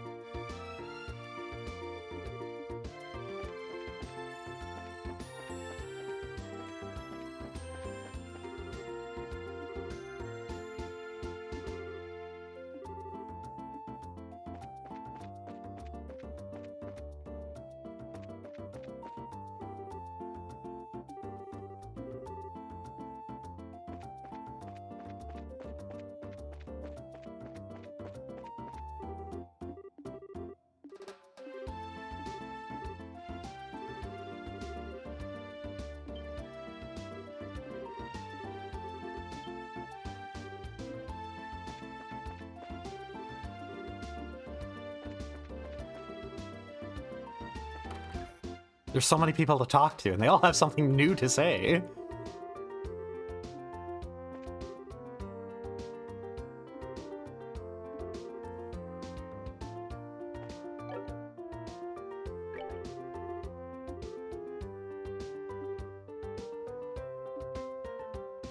Oh, I have to get a new issue of the newspaper, aren't I?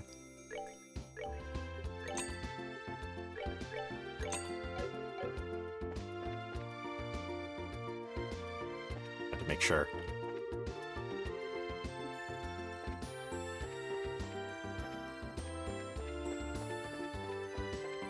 Not anybody hiding here, is there?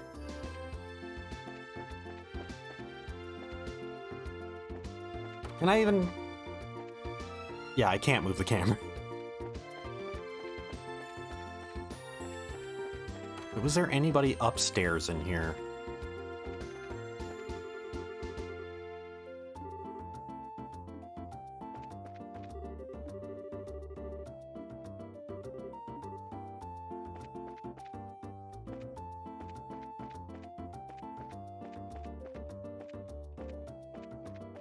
Annalise having a portrait has me curious about her. I have a feeling that, like, she might be one of those characters that ends up, like, becoming important later.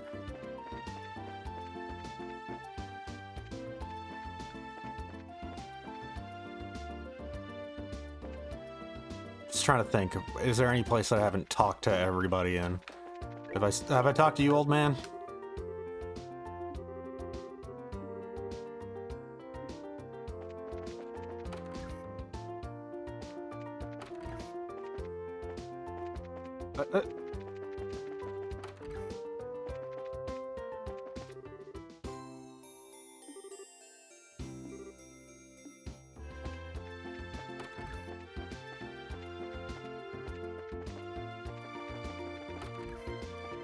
Did I talk to Lila?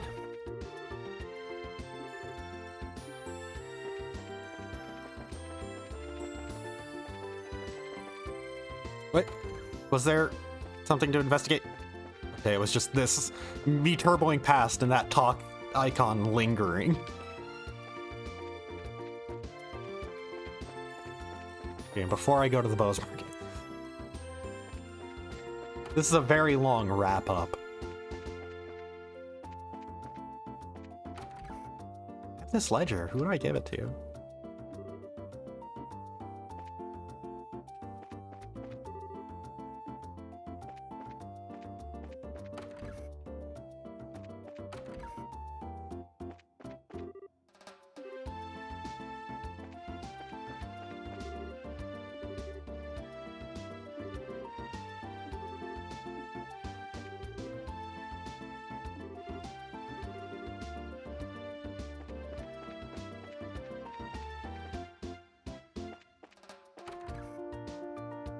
Yeah, I already went in there.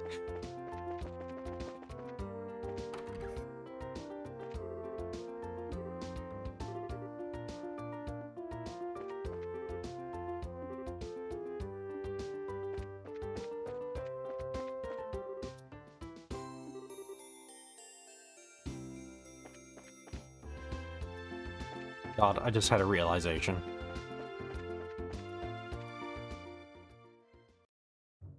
Not about this. I could go down that path and talk to the inn, but I doubt I'll get anything notable from them.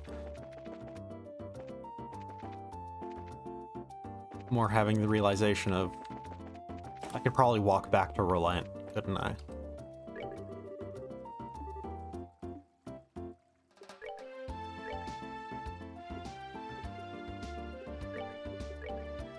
I have a lot of money. I have a lot of reviving bombs.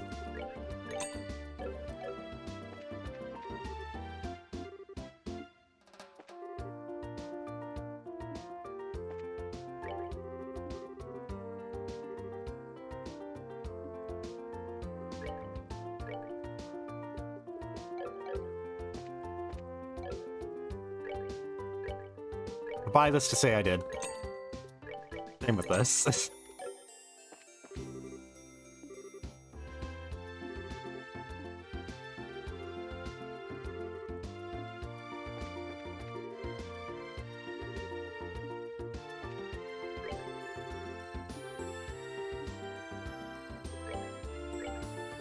There we go. Issue 4 of the Liberal News.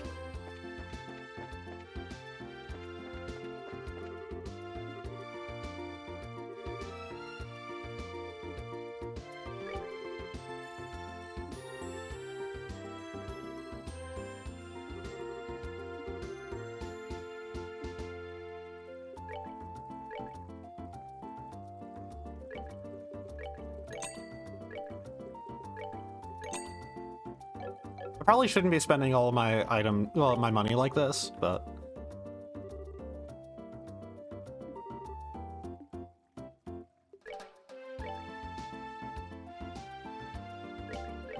I never bought this, so I don't know if there's actually a like achievement or anything for like having gotten like every item.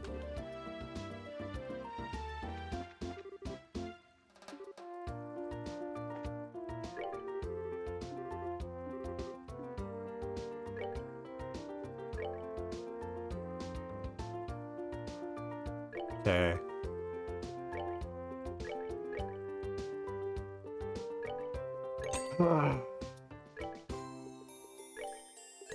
Shouldn't be buying too much of these. Because, yeah, I'm gonna run out of...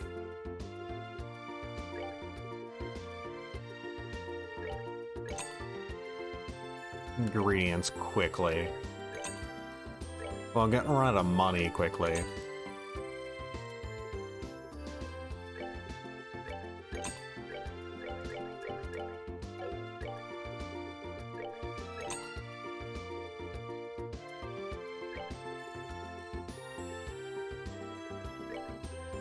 I could get a lot of maple sugar. I could max out on maple sugar and kibbled salt. What about olive oil? That's... I don't need that much.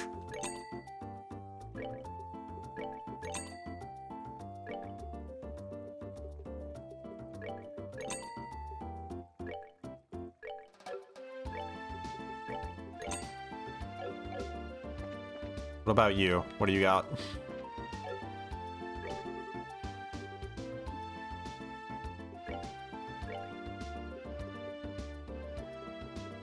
Okay, I have enough of those ingredients anyways. Man, I intended to sign off, but then I realized there's a lot of stuff I could be doing before signing off that'll leave me free to, like, just progress tomorrow. No, what I realized was, oh, I could see if I could go see the Kapua family in jail. Let's see if I can do that.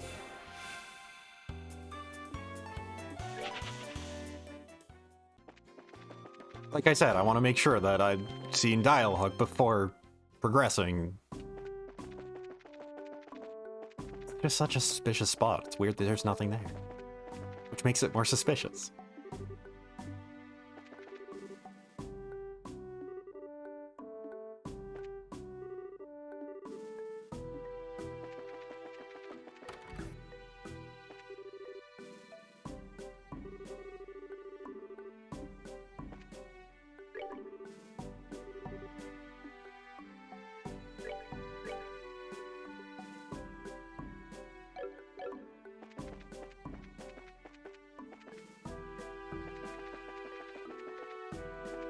That just makes me think, man, it's been a while since I've had a good cucumber sandwich. I should buy a cucumber, dice it up.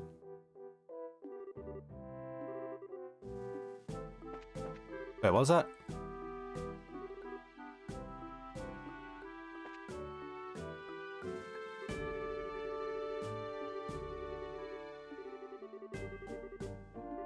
Well.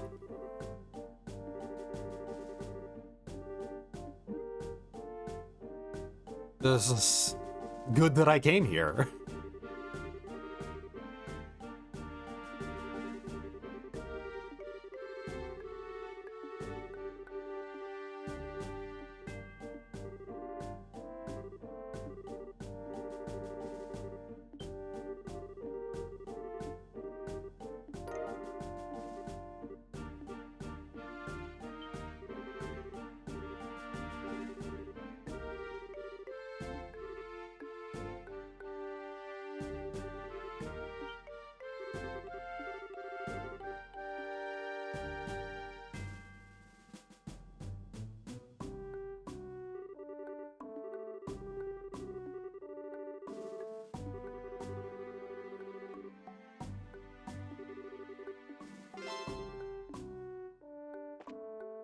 Well, that was a quest I didn't know I had, but I completed it.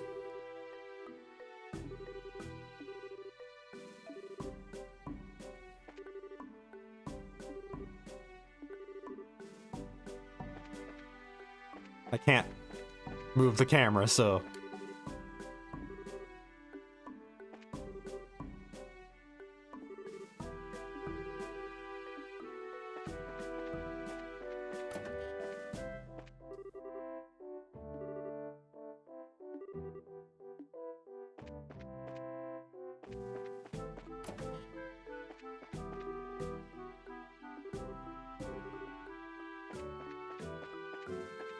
So yeah, just like I thought. It wasn't what I thought was going to be here. Okay. They're in Zace, which is where I'm going to be heading to eventually.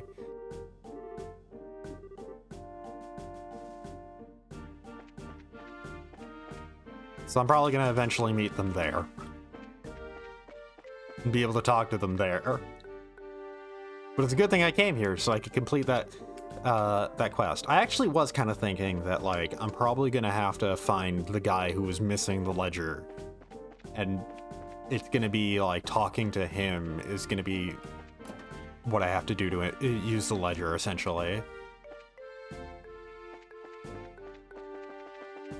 Well, I have one more thing I want to check before signing off for the night, which is the path back to Roland. Oh, right, there's the whole airship dock. I can talk to people there. So much dialogue I could be reading.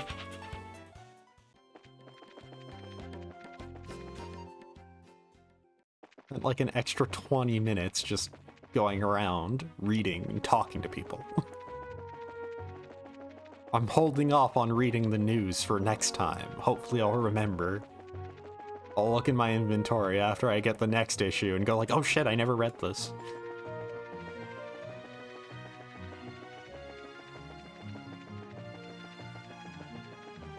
Yeah, with one of the ornament that we equipped, it does seem like, with Haze specifically, it does seem like enemies no longer notice us, so they'll no longer like be aggressive at us. Should prevent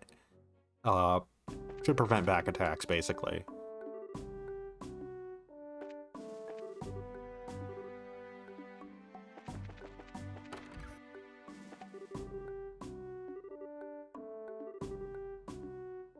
Yeah, of course they would update the dialogue of NPCs all this far out of the way, by the way.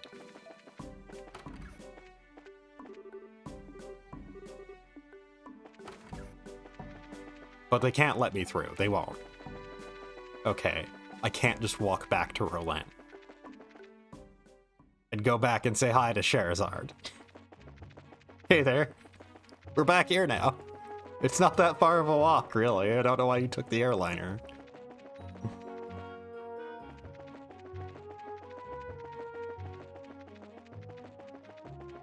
It's like a brisk afternoon walk.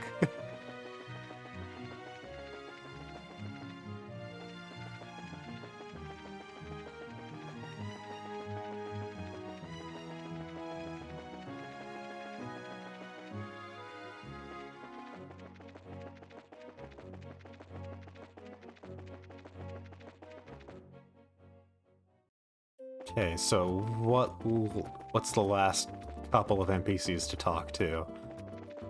Right, I wasn't in the hotel yet. What do you have to say?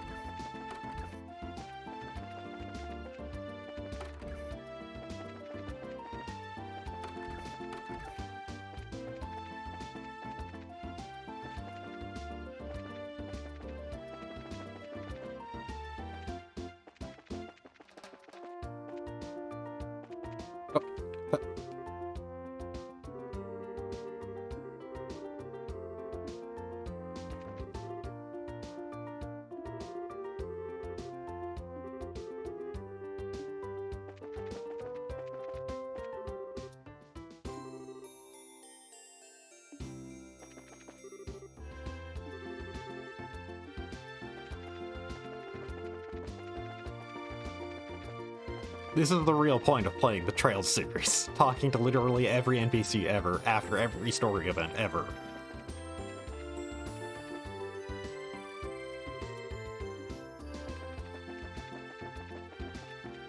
Okay, I think that should be everybody, except for, like, the inn at the lake. Also, Professor R, wasn't the name of the professor that we had to... This is... Okay, I'm now actually doing quick speculation before ending the stream. Might as well save. Let's just line up. There we go. Gotta line up the party like this before ending every stream, but... Okay, so quick speculation before ending. So... The comments from that one, unsigned package that was left with us, that it was supposed to be taken to a Professor R. Isn't the professor who's investigating the towers, doesn't his name begin with R? That's kind of what I remember. So I'm thinking that we're probably going to have to give that to him? Possibly. Hello? Sir? Sir? You can walk around, sir. Whatever. But yeah, that's my guess there. And the people that it was likely taken from in the first place, because there was a comment that it was taken from that group or whatnot, you know, that man, that group, is probably the people who are working with, who are working with the Capulas, and are the reason why Dawn suddenly was evil. But, anyways, all that. Well, time to wrap up the stream here for tonight, and yeah, well, made good progress now in Chapter 2, and yeah. Well, all that said, thanks to everybody who joined in, and yeah, catch y'all next time. Sir, you can just walk around.